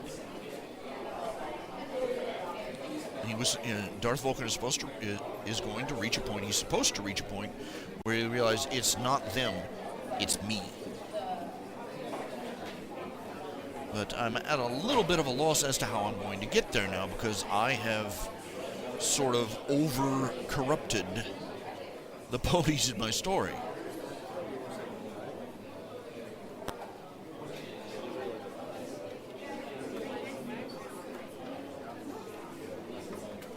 He has to reach a point where he sees them behaving in a way, doing something, responding to something in a way that he knows, that the reader knows, ordinary people in an ordinary world really wouldn't. Do you follow what I'm saying? Feel free to say something, please. I really would like to know that you're still listening. Hello, Bueller? Inka-dinka-dinka, inka-dinka-doo. Hello, hello, hello, hello. Hey, hey. I'm not normal. I never pretended to be. Well, actually, I did pretend to be. It just didn't work.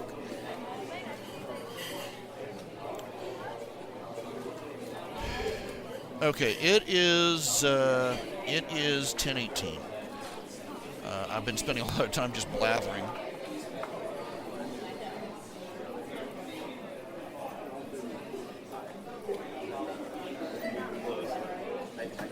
I think maybe it's going to have to come out that Darth Vulcan has been misinterpreting a lot of their behavior. I don't know. I'm just going to have to tinker at it until I come up with a satisfactory conclusion. But anyway, it is 10:20. It is more than past time for me to be going on my way. So I'm going to wish you all a good night, and I'll see you on Monday.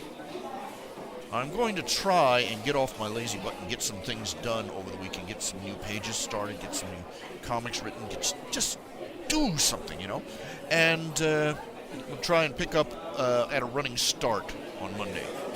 I'll see you Monday at 6. Y'all come back. Thank you again for your support, and thank you for watching. And my fellow Christians, say a prayer or two for me every now and then, because I need all God's help I can get. You all take care of yourselves.